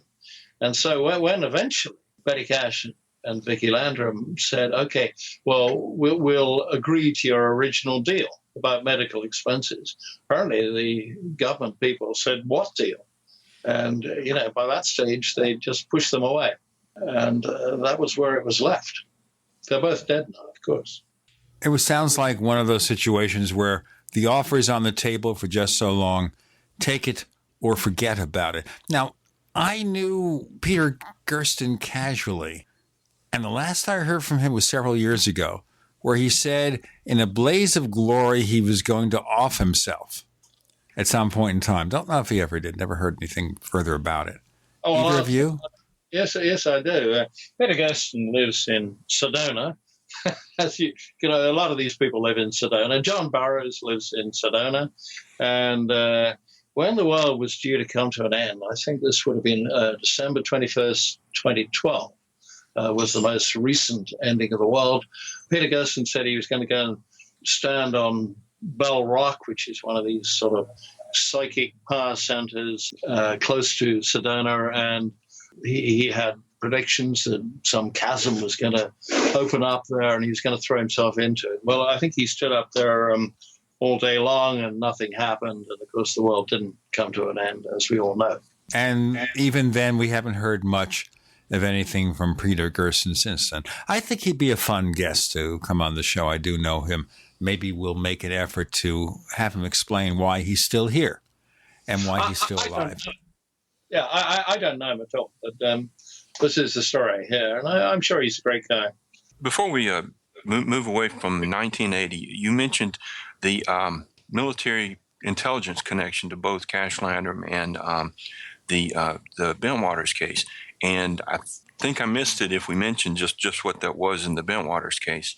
Well, the military connection is that after these events, which happened on 3 separate nights at Bentwaters or in Rendlesham Forest, and involved a considerable number of men, and supposedly the flying saucer or the UFO which landed and which Jim Penniston touched in the forest, and all of that. I mean, you've got, I do recommend Nick Pope's book, which is called Encounter in Rendlesham Forest. This was published about a year ago, and it's an excellent book. And Nick Pope is an honest and thorough researcher. You have to draw your own conclusions as to what was going on, and it's certainly not clear. And I'm still fascinated by the case. But the connection between the military and whatever this was, that is the thing which one really needs to know. And it appeared that the military people on the base had no idea what this was, and therefore a lot of them took that it was an alien spaceship. I believe that Penniston and Burroughs think more in terms of some time-traveling device which had come from the future, say. I think that's how they see it, but that doesn't mean to say it's necessarily right. Now, these episodes seem so singular, Curt and George, that we have Cash-Landrum, we have Kirtland Air Force Base, we have Rendlesham Forest, we have stuff happening in 1980. After that, what? Is there another case around the world since then that comes close in terms of its impact? Well, I think you have to put all these things together. And as I say, in 1980, not only we were at the height of the Cold War, but in particular, there was this terrible hostage situation which concentrated the minds of the U.S. military and the U.S. government for at least a year to finding some way of getting the hostages back. The connection really between Cash-Landrum and Rendlesham Forest was the injuries suffered by Burroughs and Penniston may have been entirely similar, to a lesser degree, than what Betty Cash and Vicki Landrum suffered. Let me just read you what Linda Howe is giving a presentation on this at the Ozark Conference in Eureka Springs. And the segment of her program will be with USAF Technical Sergeant John Burroughs. And she talks about UAP, UFO radiation, non-ionizing radiation. And she will have disclosures on that. And I'm wondering if this is similar to the Cash-Landrum thing. I certainly am interested if there's new information on that, and I really need to find out more of the specific claims of John Burroughs. But in both cases, it is confounding that the medical record access is denied. So that's a barrier that I hope that it's something that we get to see, and it's not left to the next generation who may not follow up on it if those eventually are released. There's this is taking a spin in another direction, but on your last appearance, George, you mentioned something very briefly about psychotronic weapons in your meetings with some people, John Alexander and some others, and I was wondering if you had any information on that, and if you thought it related to the UFO phenomenon at all. Well, I think there was a lot of talk of psychotronic weapons and mind control, things like MK Ultra, and various ways of getting at the enemy's minds. Mainly, possibly electronic beam weapons, which would scramble an enemy soldier's brain or make them think they were seeing luminous objects in the sky, this sort of thing. This is where I think we are with psychotronic weapons, and I don't think the term is used anymore these days. But back then, when I first met John Alexander and General Stubblebine and Ed Dames and a few other people like this. That was in 1992, and that was the big thing. And this is in exactly the same era as what we're talking about at Kirtland Air Force Base with maybe Port Benevitz, and maybe these were weapons which were being tested there. I don't know. I mean, there's a lot more to come out, and it is a fascinating subject. Also, I should point out that at Bentwaters, after the RAF Bentwaters, which is the base, now Rendlesham Forest, immediately after all these events, a large number of AFOSI men, at least they were said to be AFOSI men, came and interrogated the people who had contact or seen these UFOs in the forest, or certainly Burroughs and Peniston. I think all of them were interrogated. Some of them were apparently given sodium pentothal, which is a truth drug, and there are stories, which may be apocryphal, that some of them were subjected to intensive interrogation of a pretty nasty nature. But there you are again, AFOSI. But of course, it could be NSA people who are saying, okay, we're the AFOSI people, which is a little less threatening. There was something, while we're on the topic of military intelligence, you and disinformation, your introduction to the UFO field was crop circles, I believe. And so I think you ultimately decided that there was a lot of manipulation in that. But one of the things that I heard that you had said that you had noticed an interest by the UK government in them, and I was wondering if you had any documentation on that, or what you thought, if they were observant or if they were manipulating. Let's have that answer in our next segment with George Wingfield. And Gene and Curt Collins, you're in the Paracast.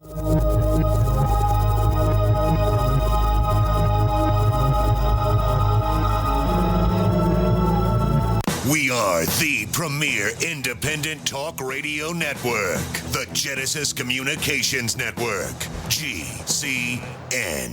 Attention taxpayers. If you've received a notice from the IRS or state, do not ignore it. It's also a big mistake to try and handle your tax problem on your own. If you owe back taxes, it's a fact that the government has the power to take everything you own, including your home, business, wages, savings, and your freedom. But here's the good news. There's a special toll-free tax hotline set up especially for you. This tax hotline will tell you about new programs that are geared to help you dramatically settle, reduce, or eliminate what you owe. But you have to call now. Take down this number or put it in your cell phone. But call 877-345-7645. That's 877-345-7645. When you call, you get free information on how you can reduce or eliminate back taxes, including penalties and interest. You can also be helped if you have unfiled returns, a tax lien, wage garnishment, bank levy, or if you've been entered into a payment plan but can't make the payments. Don't make the big mistake in thinking you can ignore or handle your tax problem on your own. You can stop the collection process immediately at 1-877-345-7645. That's 1-877-345-7645. 1-877-345-7645.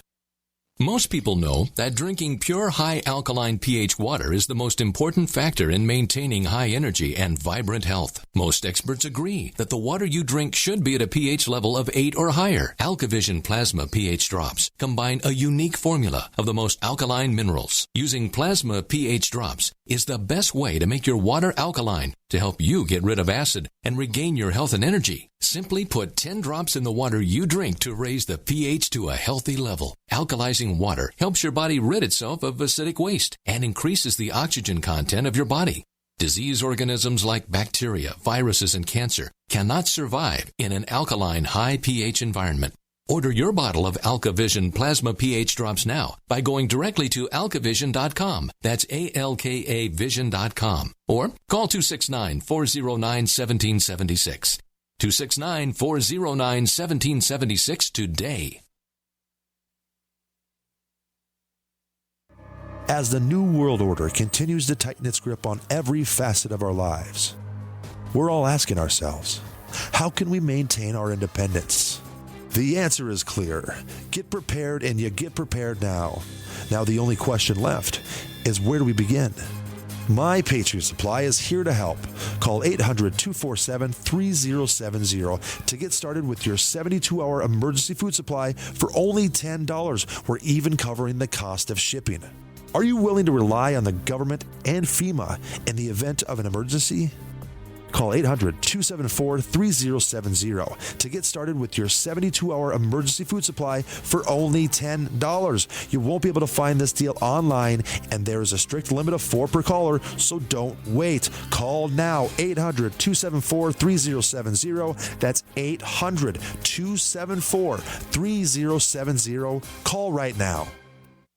By now, you may have heard a bit about Bitcoins, but did you know Bitcoins are now over an $8.5 billion market? And did you know that over 65,000 businesses now accept Bitcoins? Listen, if you're already earning Bitcoins or trying to make money in the Bitcoin market, you've got to know bidbit.co. Why? Because bidbit.co is where you can easily receive Bitcoins by selling and auctioning off your own personal items or promote business products and services for Bitcoins. You heard right. Whether personal or business, you can now buy, sell, and auction your products and services quickly, easily, and securely for Bitcoin at bidbit.co, the first and only marketplace website to offer BidBit Escrow, a proprietary technology which gives buyers and sellers security and peace of mind because all transactions are protected. Start today. It's free to join, free to post, free to auction, and free to bid at bidbit.co. Buy, sell, bid, or auction everything Bitcoin. That's www.bidbit.co, bidbit.co.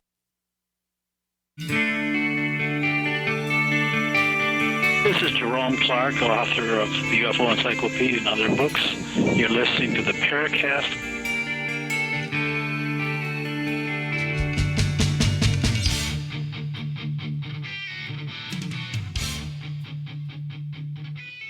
So in our previous segment, Curt Collins asks a question of our guest this week, George Wingfield. And now, sir, we wait with bated breath. So take the bait out of my breath here. Oh, here we go. What your response is? Well, when the circles were, the crop circles in England were really sort of reaching their peak, and this would be about 1989, 1990, 1991. There were huge numbers of circles. And certainly there were people in government and even, I believe, people in the military who took an interest. And so what the hell is going on here? And certainly there was surveillance by aircraft of the places where the crop circles were forming. They might be trying to catch one form and this sort of thing. But I did a lot of research at the time, and by 1991, there was plenty of evidence that large numbers of them were being made by people, not just sort of people out of the pub who were having a bit of fun. These were people who were producing designs and making very careful and complex crop circles. And in 1994, I published a long paper naming quite a lot of these people, saying I can only talk about crop circles which I know about, and there are so many. There are obviously plenty I don't know about, but I think a vast proportion of the phenomenon is undoubtedly the work of people who go out at night and they make some beautiful formation, some huge formation, and then subsequently it gets photographed and people get very excited about it. But I have no proof that there are crop circles which are not made by people. There may be, but I can't say.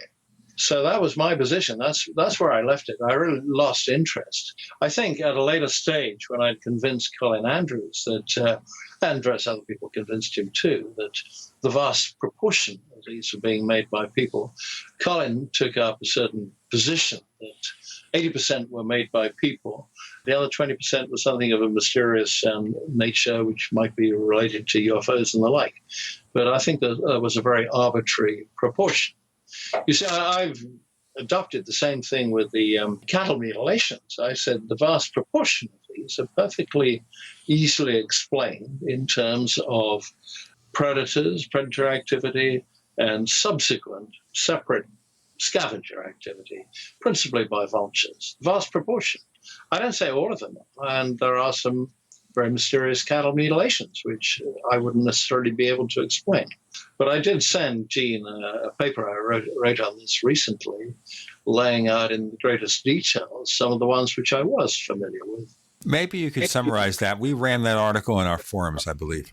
My recent article, I think you ran an earlier article. I wrote a much more detailed subsequent article giving a lot of information on what vultures do to when they scavenge a dead cow, or some vultures, the black vultures, can actually kill livestock. They do. They mainly kill calves, but they also can kill adult cows. And I gave a lot of information on that. And then I looked at a case, one particular case, which happened near here, which I was very familiar with. And I also had a very close look at the only published case from the Skinwalker Ranch in Utah. So in the case of cattle mutilations and the case of crop circles, your position here is it's pretty much conventional. Well, yes, conventional, but people who've researched it really haven't looked closely enough. Yeah, I got it right here. I've got Linda Ha's book, An Alien Harvest, which I think is probably 1989, 1988, or 1989. There's no mention of vultures in that, which play a major part in this.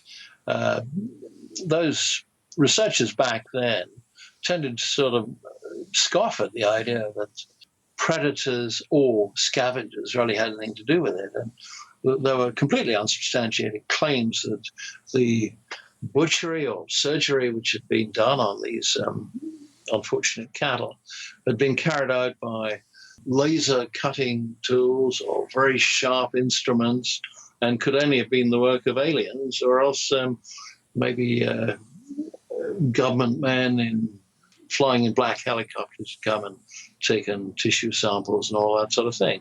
Well, from all the photographs you can see in Alien Harvest and in other books, there's nothing like that. There's nothing which would convince you that anything had been done with sharp instruments in a surgical manner.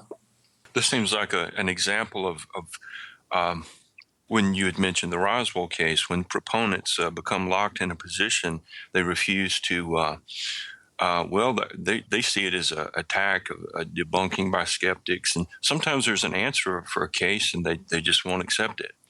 Yeah, sure, absolutely.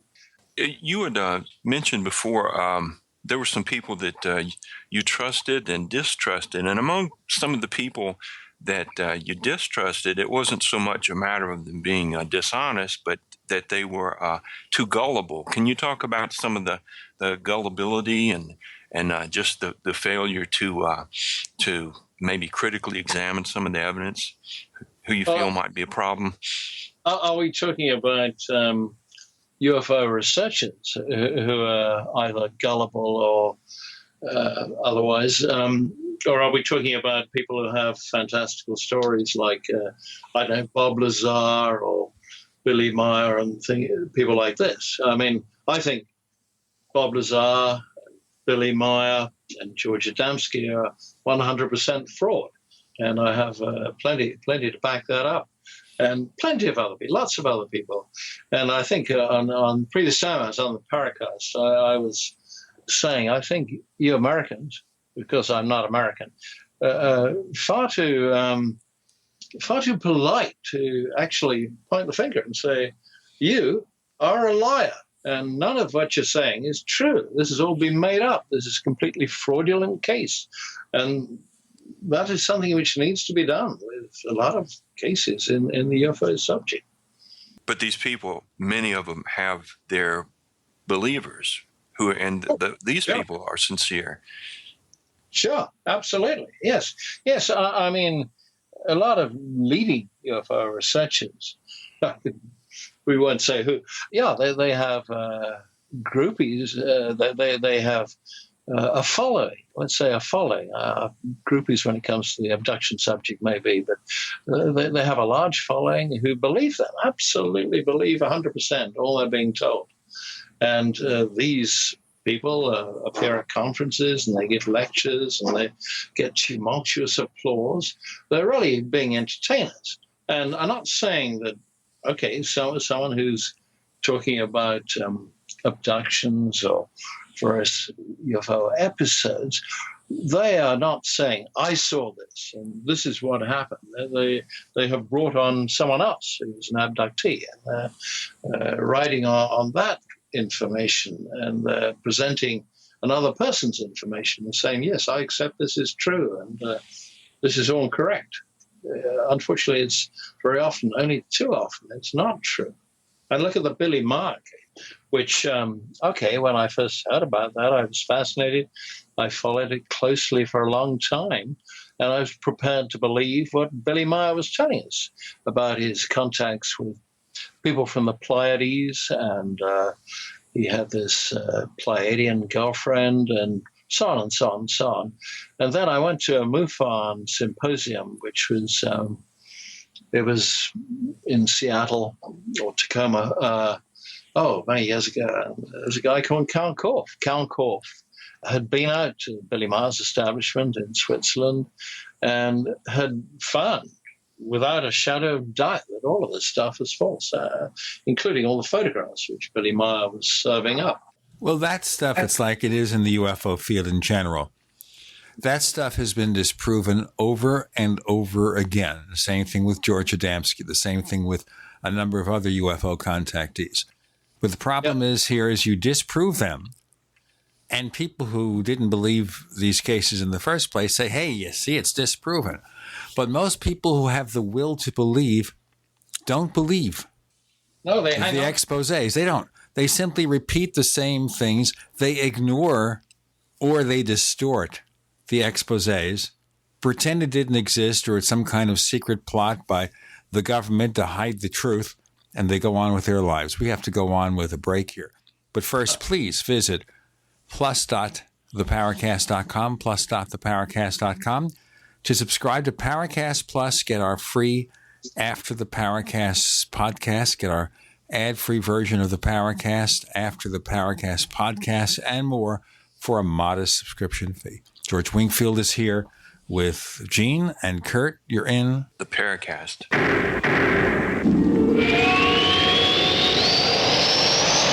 Free from the shackles of corporate America, we're the place for independent thinkers. GCN.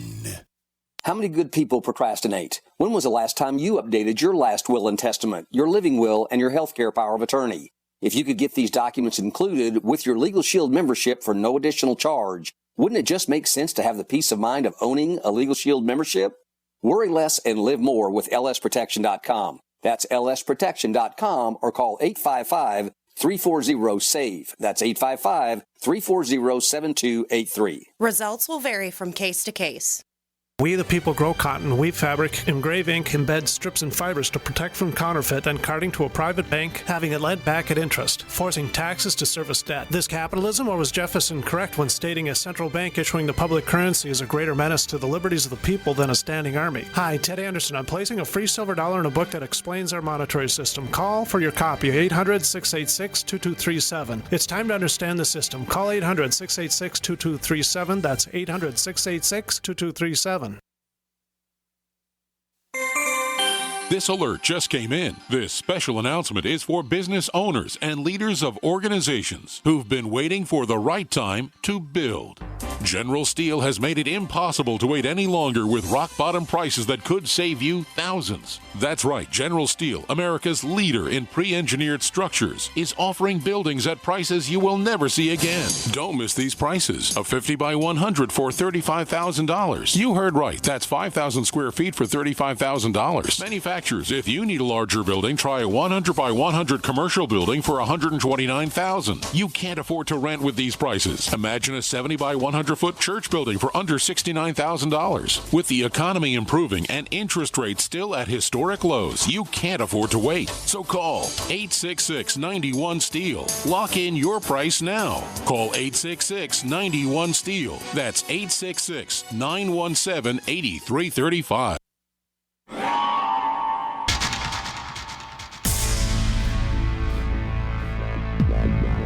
Welcome back to the Paracast, the gold standard of paranormal radio. And now, here's Gene Steinberg.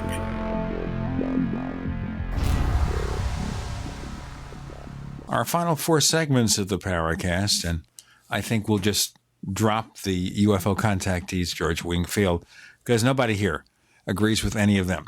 But we're seeing here in most of the segments we've talked about government disinformation, government experiments, all sorts of things involving the government. Is there room here, George Wingfield, for real UFOs being something unexplained from unknown places? Yes, there is room. And I believe there is what I call a genuine UFO phenomenon. It's very hard to actually get hold of or make sense of. I think I said before, I did have a remarkable UFO sighting involving a number of objects once, and I'm still, here we are nearly 25 years later, I'm still puzzling about what this was or where it came from. Indeed, whether it was a physical object or a number of physical objects I saw, or whether it was something which was other than that, like some kind of a moving image or something imprinted on my consciousness. But let's do that one another time. I think there is what I say a genuine, mysterious UFO phenomenon, and it is kind of ghost-like. People see these objects in the sky, and it's very hard to know what you're looking at. It might be a big triangle. Dave Marler, who's a good friend of mine, has talked a lot about and researched the triangles, and I have no reason to think that most of the witnesses to those triangle cases and sightings I have no reason to think that they were not sincere. I believe they were completely sincere. But what were they looking at? You really have to try and get to grips with that, and it's not always obvious. For a start, a lot of people will immediately assume, okay, they were looking at alien spaceships. They were looking at some kind of a craft. If they were craft, they must have had some kind of intelligence or alien life on board. None of those assumptions is necessarily justified. If they were looking at a craft, okay, if it was a physical craft, it might be something much more like a drone of whatever origin, we have no idea, whether it's from this world or from some other world, we have no idea. But to assume it's a physical thing you're seeing rather than an image which is coming to you, I don't know where it's coming from, but we get plenty of images out of the internet these days. And you probably get images up in the sky these days too. Where they come from or what the purpose is something else. One thing is that you often hear of these craft, the triangles in particular, doing a right-angle turn, a complete right-angle turn, which shows they have no aerodynamic qualities. And it also shows that if these are physical craft which have mass, there seems to be no inertia. So the conclusion there is that they don't have mass. And then we're into something of a very different nature altogether. We're into something more like neutrinos, which scientists accept neutrinos these days. And for those of you who aren't into this sort of stuff, there are billions and billions of neutrinos pouring through your body and through everything else on Earth all the time, and leaving absolutely no sign they were ever there. But these things apparently do exist, and scientists accept them. Maybe UFOs, or some UFOs, are something of a similar nature. That ties in closely to a question from Blowfish, and I think you've addressed part of this, but just in case, what are your thoughts on the current theories of string theory, dimensions, and could they be an element of UAP encounters? Well, yes, it's possible. I mean, string theory is pretty well beyond me. Okay, there are many unseen dimensions, and simple folk like me are apt to say, well, okay, we can see 3 dimensions of space and 1 dimension of time. Where are the rest of these? And you get a rather sort of unsatisfactory answer. Well, they're rolled up. You don't see them, but they're there anyway. So again, we're into all of this sort of stuff like the neutrinos. And yes, indeed. I mean, I'm always prepared to listen to these scientific theories. And quite apart from string theory, we now have dark matter. Dark matter and dark energy. And if you read scientific magazines, there's an awful lot of this. But can you see it? Can you show it's there? No, it's not visible, and you can't do anything to interact with it. But it's there because gravitational forces, which seem to apply in galaxies and in the universe as a whole, require there to be something like some enormous amount of dark matter, which is obviously it's there. If it exists, it must be there. And I think they say these days something like 84% of the mass of the known universe is dark matter. It's becoming more like Alice in Wonderland, modern physics. We stand back and said, fine, but prove it. And it's rather the same as the UFO subject. They say, well, fine, but prove it. That's where we're at. Those are some difficult concepts. Are you sure that some of that is in Flapdoodle? Well, it may well be. Yeah, absolutely. I think, yes. I mean, just because people are scientists and, they're theoretical physicists and so on, it doesn't mean to say they don't indulge in a lot of extraordinary speculation, which is quite unjustifiable.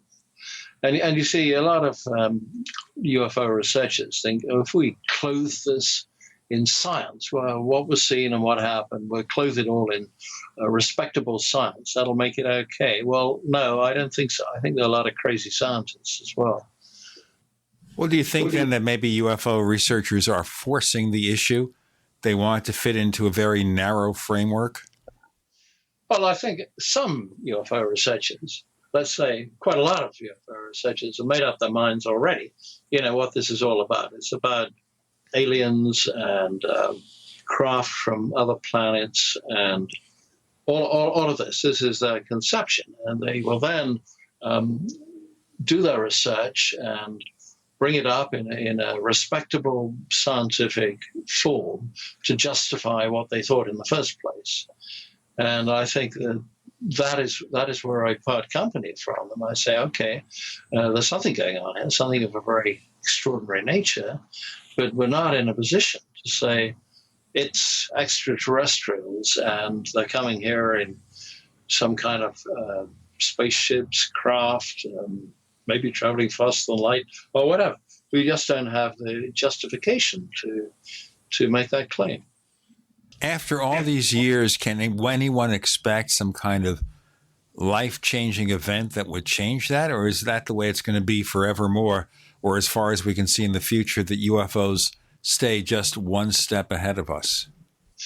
Well, that's a very good question. I wish I had an answer to it. I think there's a lot of research being done on exoplanets and whether there are planets going around nearby stars and distant stars which could develop intelligent life.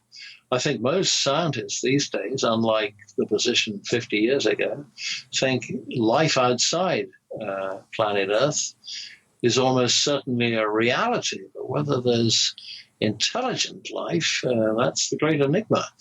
And of course, UFO folk will say, but of course there's intelligent life from other planets, and it's been visiting us for at least the last 60 years, maybe for a whole lot longer. So maybe we are destined never to know the solution to the UFO mystery, but I don't think it's time for us to give up. We'll get into more of this in our next segment, but I've already criticized certain organizations in the UFO field for just trying to verify their beliefs rather than investigate to see what really is going on. Wouldn't that be a nice change? Yeah. We have more from the irrepressible George Wingfield. Did I say irrepressible? And the equally irrepressible Curt Collins and the sometimes irrepressible Gene Steinberg. You're in the Paracast. Neighbors, are you tired of dealing with a slow web hosting provider? Well, check out A2 Hosting and their screaming fast Swift server platform. They even have SSDs that load pages 300% faster than the competition. Ready to give your site a speed boost? Well, tell you what, neighbors, head on over to a2hosting.com. That's A2, that's number 2, a2hosting.com. Check out their Prime hosting account. And get this, neighbors, they're even giving you an exclusive 25% off discount for all our listeners. 25%. And remember, their Guru Crew support team is standing by 24/7, 365 days a year to answer any of your questions. Now, to get the discount, use the coupon code GENE when you check out. Gold isn't for you? Ted Anderson, president of Midas Resources, one of the world's premier gold and precious metal investing firms. I get it. You wouldn't buy gold if you believed that the government is doing a great job, that the Fed will stop handing out trillions of dollars like bailout candy, that Social Security would be there for you. That's not what's happening. You might even pass on gold if the stimulus package wouldn't fuel inflation, or that the dollar wouldn't lose value, or that your retirement would be secure. If all looks rosy to you, then now is not the time to buy gold. For the realist, there have never been more sobering reasons to diversify with gold. Since 2001, the U.S. dollar index has tanked 30% while gold has risen 300%. Right now, savvy investors are adding gold to their portfolios. You should too. Find out what they know. Call us and I'll send you 10 reasons why gold will do very well, free. 800-686-2237. 800-686-2237. That's 800-686-2237.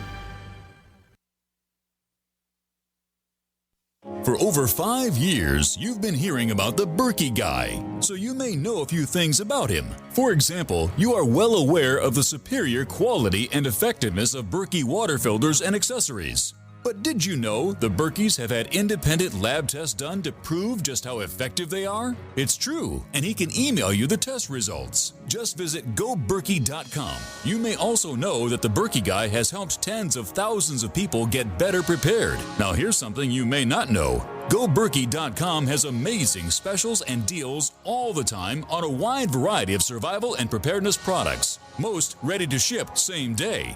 Visit the Berkey Guy at goberkey.com and be sure to click the red Products on Sale Now button. You can always call toll-free 877-886-3653. Again, that's 877-886-3653. GoBerkey.com, home of the Berkey Guy.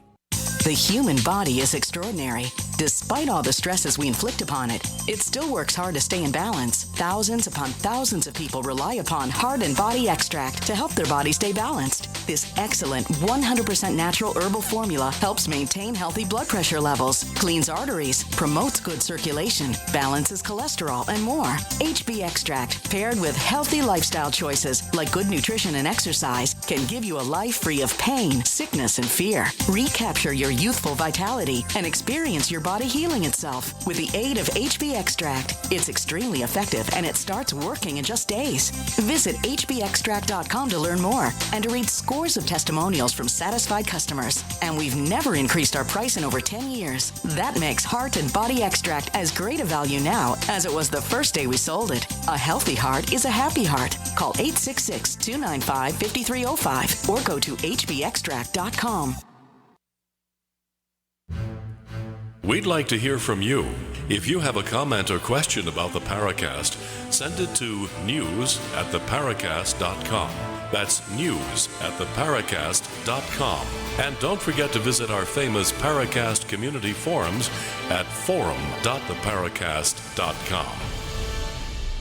We have a few more questions left, I think, in the till because we didn't give our listeners very much time about George Wingfield's appearance. Curt Collins, you asked one question from Blowfish, one of our regulars. Anything else he says in his comments before we move on? Well, he had a question about Roswell, but we covered that. So let's move on to, this is actually bordering on the paranormal. George, what are your thoughts about reincarnation and ghost interaction prior to someone's sleep paralysis cases? Well, this is not my particular area, but all I can say, it's interesting. Okay, there are a number of people who make great cases for reincarnation, but I'm not really persuaded. And if we are a reincarnation of some previous soul who's passed on, and we have no memory whatever of that previous incarnation. What good is it? What proof is there that we are this reincarnation? So a lot of that stuff I'm inclined to push into the flapdoodle basket and say, well, okay, that's what you say, but you got to prove it. Otherwise, I'm not buying it. I think that's the thing that bothers me so much about reincarnation. If we're sent back here to learn something and we don't remember what we did wrong, what's the value? Yeah, exactly. Curt?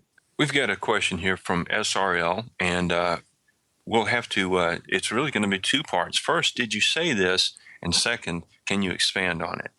He thinks that you had posted comments along the lines that the UFO phenomenon represents humans from the future as we are looking at ourselves in the future. And he says it was surprising because of the way it was written, and you were strong about your opinion. So first we want to verify, did you say that? And then if so, can you expand on it? Well, first of all, I didn't say that. Someone may have posted something using my name or maybe making some mistake. I didn't say that, and I'm certainly interested in the possibility of time travel, but it leads to logical inconsistencies if you can go back in time. You were talking about persons from the future, people from the future coming back to this particular age. If you can go back in time, say we went back 100 years, we could do things which would change the present. So I can't see you can accept that from a logical point of view. I think you can go forward.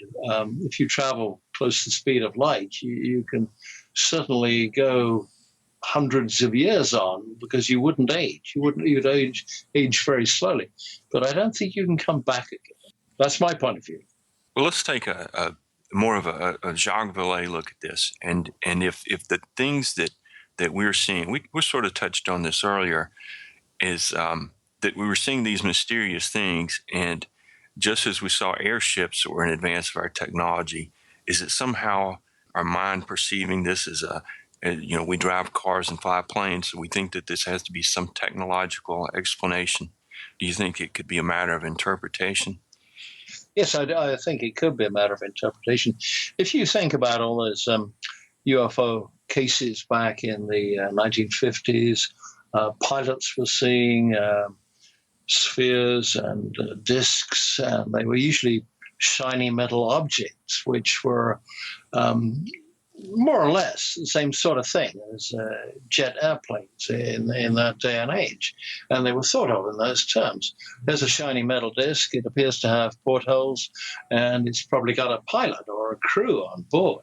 And it was thought of always in those terms. And then we move on. We're moving away from that. And when we get into the 1980s and the 1990s, we're seeing a lot of huge triangular craft, which bear a certain resemblance to huge airliners and things of that kind, rather than military planes. And I think that people's concept of what they're looking at is colored by the perception of human technology at the time they're looking. I think it's colored by that. You see, what has always worried me is that most people, UFO believers, tend to think we're looking at craft of some kind, probably with extraterrestrials on board. And I say, well, if we're looking at a craft, why don't we have any photographs of a structured craft, UFO? And some people say, oh, but we do. And then, of course, you get stuff like Billy Mars models and Billy Mars fakes and so on. And then you get other people who say, there's a picture of a structured craft. In almost every single case I can think of, the structured craft has been shown to be a fake. I'm not convinced you have real structured crafts. You may have something like lights in the sky or an assembly of a number of lights in the sky which are going off and on, and that's your UFO. But whether there's any structure behind it, some people say, okay, there was a dark superstructure connecting the lights we saw. Okay, but I still want a photograph, and we don't have any photographs of that kind. Well, that's been the entire problem of the UFO field. So many of the sightings are conventional, obviously conventional, or just lights in the sky.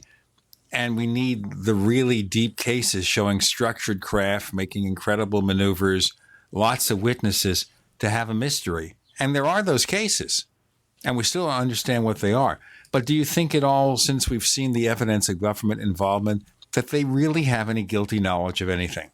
Let me give you one particular case of an alleged structured craft.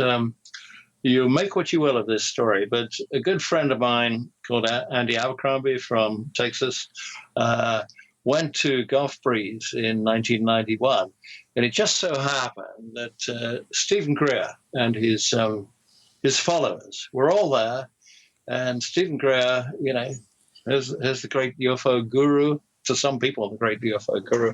But not to us. Not to you. No, I'm very skeptical of Stephen Greer. Stephen Greer said, no, I want you to all be at Shoreline Park because there's going to be a UFO will be coming over at 8 o'clock, exactly 8 o'clock. So large numbers of people, including Stephen Greer's disciples and Stephen Greer himself, were there in the usual viewing position, Shoreline Park, Gulf Breeze, Florida. And sure enough, I don't think it was a fake, 3 bright lights in the sky, which seemed to form a triangle. Didn't know whether they were connected or whether they were independent bright lights. Appeared, they moved around, and they moved towards Shoreline Park, where all these people were. My friend Andy was watching these. He saw them. He said, yeah, this was the real thing. And Stephen Greer is telling his people through a megaphone or something of this kind. He's saying, right, no, they're coming in. You know what? We have to go somewhere for a second, and then we'll go back and find out. After Stephen Greer said they're coming here. I actually believe that one time if a real UFO came up to him, he'd run the other way. We have George Wingfield with Gene and Curt Collins. You're in the Paracast.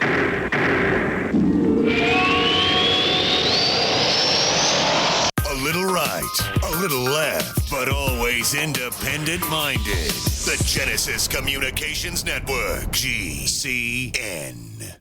Graphic Converter is the image manipulation tool for the rest of us. It does not use any database. You get full control of all your files. Want to view the images of a folder? Drag it into Graphic Converter and a powerful browser opens up to show your image files. You could use it for slideshows. You could use it to import images from digital cameras or from scanners. Need to do some image editing? You can do that too in Graphic Converter. Also print catalogs. Convert from so many formats I can't even list them. Download now to see if Graphic Converter is good for you, like 1.5 million other users. Guess what? You could save money when you buy Graphic Converter. Use the coupon code Night Owl. Use the coupon code Night Owl to get a special price for Graphic Converter. Go to lemkesoft.com. That's LEMKE soft.com. lemkesoft.com. LEMKE soft.com.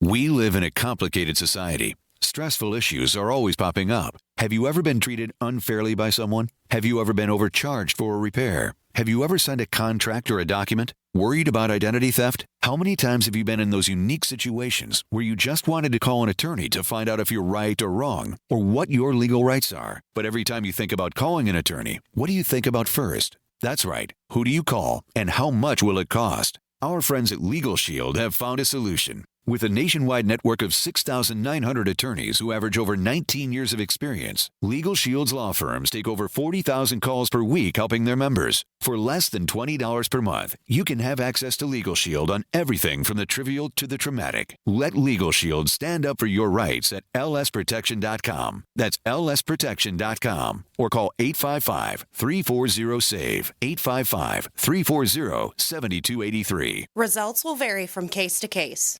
Hi, everyone. I'm Pharmacist Ben, nutritional pharmacist and host of The Bright Side. The good news about nutrition and health. The good news that if you or someone you care about is on a prescription drug or has some kind of health challenge, there's a gentle, natural, healthy way to address most health issues without drugs and without doctors. And it's as simple as understanding how the parts of the body work and how they interact with the foods we eat and the nutrients we take in. If you've heard me on The Bright Side or at one of my presentations, you know I'm a man on a mission to help you understand health and wellness and the remarkable healing powers of the biological system called the human body. And if you like The Bright Side, you're going to love my new website, brightsideben.com. You'll find articles and links, you'll be able to access archives, and we'll even have exclusive information that you won't hear on the radio show. And of course, you can purchase the Youngevity nutritional supplements and even sign up to join my Youngevity team and make an impact, make a difference, and maybe make some money too. Check out brightsideben.com. That's brightsideben.com or call 866-735-2470 for more information. Attention taxpayers. If you've received a notice from the IRS or state, do not ignore it. It's also a big mistake to try and handle your tax problem on your own. If you owe back taxes, it's a fact that the government has the power to take everything you own, including your home, business, wages, savings, and your freedom. But here's the good news. There's a special toll-free tax hotline set up especially for you. This tax hotline will tell you about new programs that are geared to help you dramatically settle, reduce, or eliminate what you owe. But you have to call now. Take down this number or put it in your cell phone. But call 877-345-7645. That's 877-345-7645. When you call, you'll get free information on how you can reduce or eliminate back taxes, including penalties and interest. You can also be helped if you have unfiled returns, a tax lien, wage garnishment, bank levy, or if you've been entered into a payment plan but can't make the payments. Don't make the big mistake in thinking you can ignore or handle your tax problem on your own. You can stop the collection process immediately at 1-877-345-7645. That's 1-877-345-7645. 1-877-345-7645.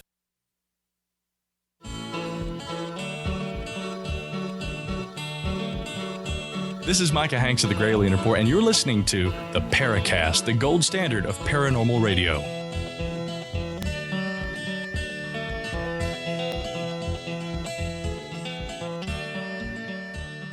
Gulf Breeze, Florida.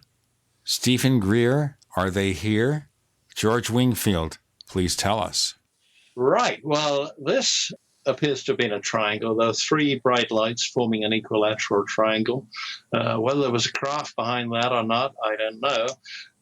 But Andy is watching these lights, and they did come towards the observers, and people were shouting, people were getting highly excited, and Greer was telling them.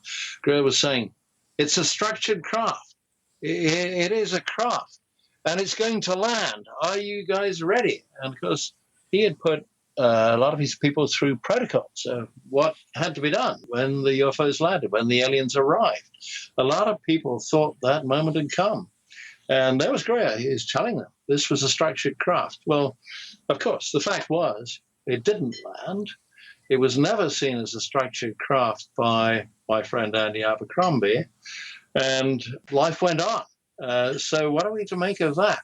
I think one of the lessons here is that different people see different things. You may not see the same object or the same image of a UFO as the person who's standing next to you.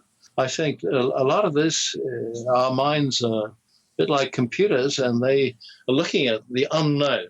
And this is some kind of an unknown, which may consist of a number of lights in the sky, and they will see it differently, if they see it at all.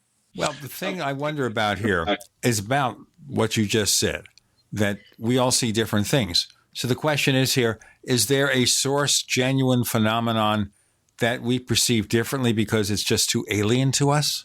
Well, that could very well be, yes. I don't know if alien's the right word, but it's something of a very mysterious nature. We are desperately trying to put that into a pigeonhole, say this is a craft, or this is a ball of light, or this is something else. And our minds are failing, because here you've got something of a mysterious nature, which I believe you do have. And it just doesn't work. What our concept of what this is, we're left wondering. But we've tried to make it into an alien spacecraft, or we've tried to make it into ball lightning, or we've tried to make it into some military aircraft of an unusual kind. But we're left in this position of uncertainty. And some people may not see at all what you're seeing. It's a very strange thing. And most UFOs like this are, let me say, completely silent. That's one thing I've got from most UFO reports of the type of UFOs we're talking about. In fact, I think, UFOs are many different things, but let's put this into a category of UFO. Let's call them Type G UFOs. That's not G for George, but they're more like a ghost. You're looking at something which is like a ghost. You're not certain what it is. You're not certain whether it's a physical object. It's entirely silent. It's moving, and you're not certain that the person next to you is seeing the same thing that you're seeing. They're probably seeing something, because there is something there. Whether it's physical or whether it's non-physical, we don't know. Will we ever find out? Well, I hope we'll find out. I hope we'll get a better idea. But to try and sort of go for it head on doesn't seem to work, because people have been trying to do this in various ways for 50 years, and we've got to go about it a different way. And I think we have to have a much better understanding of how our minds work and how not just our psychology, but our whole consciousness. And we've got to think the processes through very carefully as to what produces that image on one's retina of what we call a UFO. I've got another question. This one's from Blowfish. He wanted to know if, we'll say except for your sighting, because you mentioned that briefly, but while investigating crop circles or anything else, have you ever experienced related or unrelated unexplained events? Well, I did have in a crop circle back in 1989. I was with some other people, and there were unexplained events, but I think I should I'd have to tell you the circumstances more. One of the people, there were 6 people in the crop circle. It was at night, and we had with us a well-known medium called Rita Gould. I don't know what's happened to her now, but she was a medium, and she claimed to be able to make things materialize, and she claimed all sorts of things. I was always very suspicious of her. When you get into the realm of mediumship and seances and poltergeists, there's always some uncertainty. One feels that quite a lot of this is false or contrived. Some of it may be due to the fact that the sitters at the seance are hypnotized into thinking this or that. And these things are all happening in the dark, rather like UFOs are usually happening in the dark. And you're not quite sure what's gone on. And I have written about that. It was years and years ago. And there were unexplained things. But that's not the general form for a crop circle. I have said, and I'm convinced that the vast majority of crop circles are made by people. They're very carefully made. This still goes on, and people are deceived by that. But there may be mysterious crop circles which are not made by people. I don't know whether they're made by UFOs or what they're made by, but I can only talk about the ones I know about. The same goes for UFOs as well. When you mentioned medium, my mind jumped back to your Stephen Greer story. What year was that the story you were telling at Gulf Breeze? Oh, that was, I believe, 1991, and it was in July. And this particular UFO, which was really an equilateral triangle of lights in the sky, was actually recorded on video, and there may be a copy of that somewhere around on the internet, for all I know. Well, the reason I mentioned it, I had a strong sense of deja vu because something happened a few months ago, and this was posted online, and it sounded like exactly the same situation. A group of Stephen Greer's believers, and a near a body of water. I can't remember the particular coastline.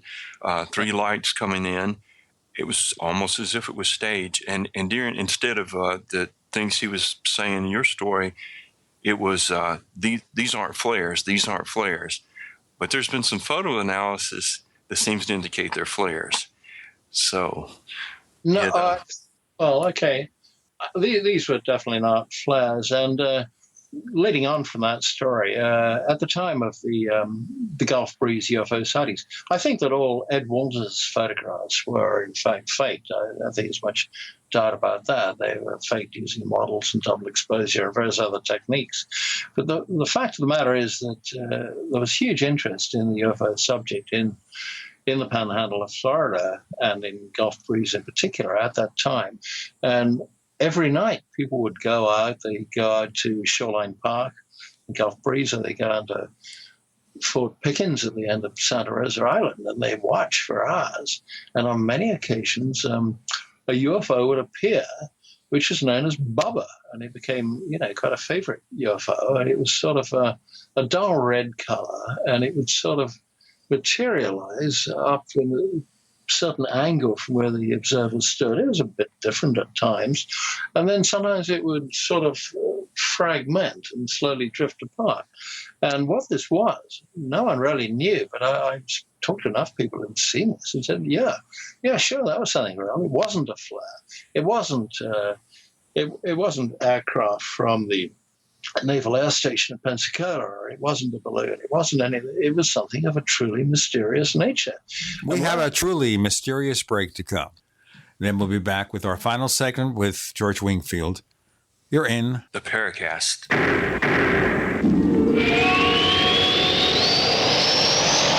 Independently leading the way for the nation. Compelling talk for every political persuasion. We are GCN. Attack of the Rockoids has been well received by critics and readers alike. It's a thrill-a-minute story you'll never forget. A former U.S. military intelligence officer is haunted by intense dreams about a beautiful woman pleading for his help after a terrible battle in outer space. But the dreams turn out to be true and thrust him into a telepathic love affair with a woman whose faraway planet is intent on destroying the Earth. And now the gripping tale continues in The Coming of the Protectors. It's the second book of the Rockoids trilogy, a galaxy-spanning adventure that pits our hapless heroes against powerful, fanatical enemies that threaten the lives of freedom-loving beings everywhere.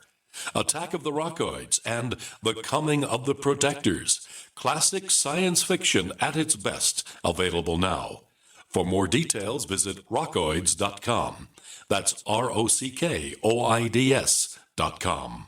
Did you know that drinking pure, high-alkaline water is one of the most important factors in maintaining high energy and vibrant health? Most experts agree that the water you drink should be at a pH level of 8 or higher. AlkaVision Plasma pH Drops, available only at alkavision.com, combine a unique formula of only the most alkaline minerals. AlkaVision Plasma pH Drops alkalize your water, ridding the body of harmful toxins, and helps you regain health and energy. Alkalizing your water by simply adding 10 drops of AlkaVision Plasma pH Drops helps the body rid itself of acidic waste, increases oxygen content, and raises the pH of your body to healthy levels. And bacteria and viruses cannot survive in an alkaline high pH environment. Order your bottle of AlkaVision Plasma pH Drops for only $29.95 at alkavision.com. That's ALKAvision.com. Or call 269-409-1776. 269-409-1776. Alkalize your body. Supercharge your health at alkavision.com today.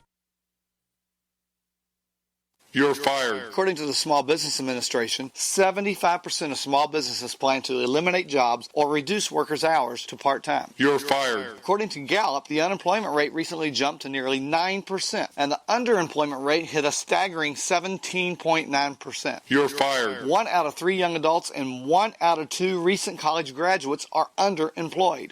Hello, I'm Keith Abel, a pharmacist and a home business entrepreneur. In 2011, I became one of those statistics myself. Instead of looking for another job in corporate America, I joined Dr. Joel Wallach, the Dead Doctors Don't Lie guy. We're creating steady incomes for ourselves and would like to show you how to do the same. If you want to supplement your current income, replace your income, so you don't have to become one of the statistics, then give me a call toll-free at 866-257-3105, 866-257-3105. You're fired. Don't wait till you hear those words. Start creating an extra income today. 866-257-3105. Attention taxpayers. If you've received a notice from the IRS or state, do not ignore it. It's also a big mistake to try and handle your tax problem on your own. If you owe back taxes, it's a fact that the government has the power to take everything you own, including your home, business, wages, savings, and your freedom. But here's the good news. There's a special toll-free tax hotline set up especially for you. This tax hotline will tell you about new programs that are geared to help you dramatically settle, reduce, or eliminate what you owe. But you have to call now. Take down this number or put it in your cell phone. But call 877-345-7645. That's 877-345-7645. When you call, you get free information on how you can reduce or eliminate back taxes, including penalties and interest. You can also be helped if you have unfiled returns, a tax lien, wage garnishment, bank levy, or if you've been entered into a payment plan but can't make the payments. Don't make the big mistake in thinking you can ignore or handle your tax problem on your own. You can stop the collection process immediately at 1-877-345-7645. That's 1-877-345-7645. 1-877-345-7645.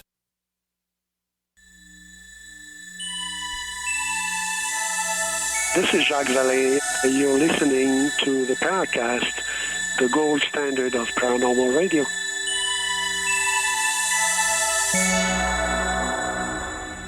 Curt Collins is our guest co-host this week. A little bit later, we'll tell you about the Paracast Plus and how to join. This is our final segment with George Wingfield. Now, years and years ago, George, I interviewed the one and only Ed Walters for a magazine I used to publish. And he seemed like a nice guy, and he seemed sincere enough, but I could see various reasons why we suspect what he said. I know for a time, at least, the late Jim Moseley seemed to believe him for a time. A lot of people did. I believed him at first. What was it that broke the camel's back, as it were? Well, I forget the names of the people, but some of the local MUFON people who saw a lot of him and were much closer to this than myself said, no, this is not real, and these photographs are being forged.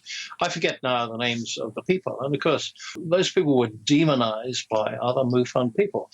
There was a huge group of people who really wanted to believe that Ed Walters' stuff was genuine. Chief amongst these, of course, was Linda Howe.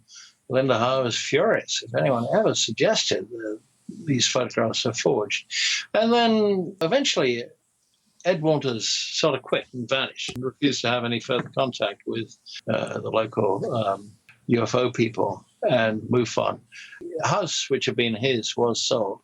And certainly a model was found in the attic of the house by someone, which exactly corresponded to the shape of the UFOs which appeared in his pictures.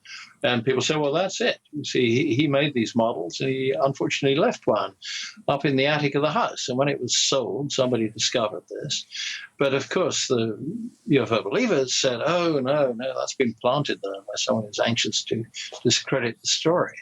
So you see, you got all this sort of nonsense. But in my opinion, yes, the Ed Walters photographs were all fakes.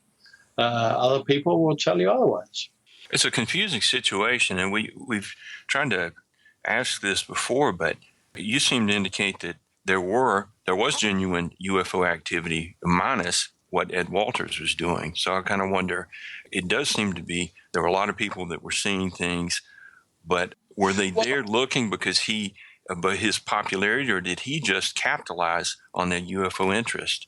Well, he sort of started the Gulf Breeze flap by anonymously sending some of these photos to the local newspaper. And then, there was huge interest. And then all sorts of people would go out to look for these UFOs. And at some stage, people were out there every night watching for UFOs, and they started seeing them. Now, it's not obvious, but this UFO called Bubba, this sort of dull red UFO, which appeared on frequent occasions, and people saw it, and there are some photographs It's just a glowing mass in the sky. And one has to ask whether this was something generated by the consciousness of all these UFO believers who were looking up in the sky and believing there was something real going on. You're saying, in short, that after the fake UFO sightings, so many people believed there were real UFO sightings that the force, whatever it is, granted their wish. Yes, I'm suggesting it was something of this kind. There was such an interest and such a fervent belief that there were real UFOs around Gulf Breeze that people saw these things. So is that a case of if enough people in any part of the country believe UFOs are going to come, they will? I don't know, because you have these situations where they set up sky watches because UFOs are seen in an area, and more often than not, that's it. No more come.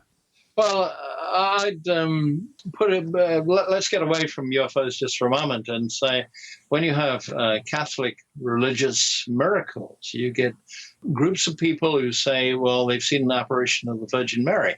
And, a number of people will be drawn to such a group who will have possibly even regular sightings of the Virgin Mary. Now, this happens to place in Croatia, I think it's Croatia, or Bosnia, called Medjugorje.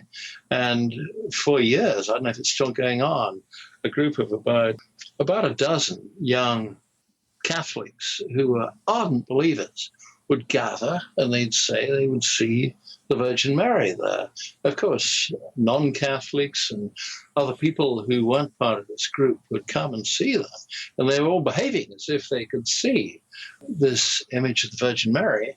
But outsiders didn't see anything. They just saw a lot of people who were in a sort of a fervent state of agitation or belief or whatever was going on. I said before that I think very often some people see UFOs and people standing right alongside do not see whatever the UFO seers are seeing. And that's why I call them, this is something of a ghost-like UFO, maybe type G UFOs, or something of this variety.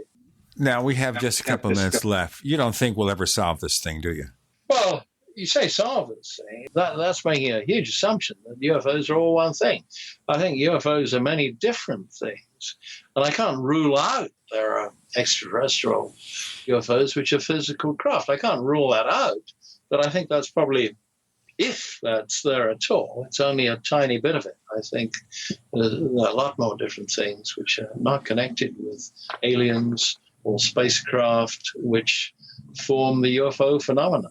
Well, I just wonder how long we'll continue to do this and how long people will continue to say that ET is among us. And I also wonder sometimes if ET did land and people will say, we've been watching your ships all these years. They will say in whatever language they speak or whatever way they communicate, what are you talking about?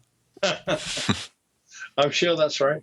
Sort of reminds you of an article that was written many years ago about whether Martians see UFOs. So the question would be whether the aliens, if they land, whether they'd say, you know what, we are not the things you saw, but we see UFOs too.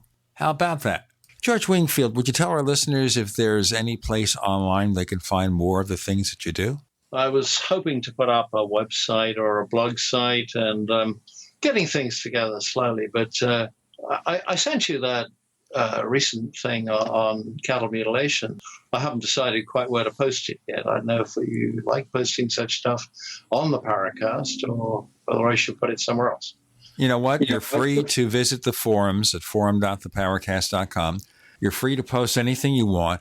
If the system doesn't allow you to post a full article because there is a word count issue, then you can divide it in half and put it there. Okay. It's a word count. And what happens if it's got photographs in the words? I'm thinking in terms of Microsoft Word articles running to maybe 20 pages with several photographs included. Should you put up the photographs separately? Let me tell you how we'll do it. Save it as a PDF file, which you probably can do, and then post a link to that file. And we can put it on our website. Just contact me. We'll put it on the site saying, here's a 20-page piece from George Wingfield, or you could post it and we'll do it that way, okay? We'll discuss that after the episode. Curt Collins, where do we find you online? I've got some material of interest at jimmosley.com and then my personal blog, blueblurrylines.com. Now, let me tell you about the Paracast Plus, because we got that second radio show called After the Paracast, and last week we featured both Curt and Chris O'Brien, and the only way you can hear it is to join Paracast Plus at plus.theparacast.com, plus.theparacast.com. You sign up for a modest monthly, annual, or 5-year fee. You get two things after the Paracast podcast, which is kind of an unfettered environment where we go on for 20, 30, 40 minutes and talk about things that extend the Paracast but go beyond it sometimes. We also give you an ad-free version of this show with a higher resolution audio. So if you don't like the network ads, that's the way to get beyond it. And one more thing. If you subscribe for 1 year or 5 years of Paracast Plus, you'll get a copy of Chris O'Brien's book, Stalking the Tricksters, Changing the Paradigm, Stalking the Tricksters by Chris O'Brien, if you sign up for Paracast Plus for a year or 5 years. Curt, thank you so much on very, very short notice for joining us on the Paracast this week. My pleasure. And George Wingfield, we didn't give you much warning, but it's a great show. Thanks for coming back. My pleasure, too. Greatly enjoyed that.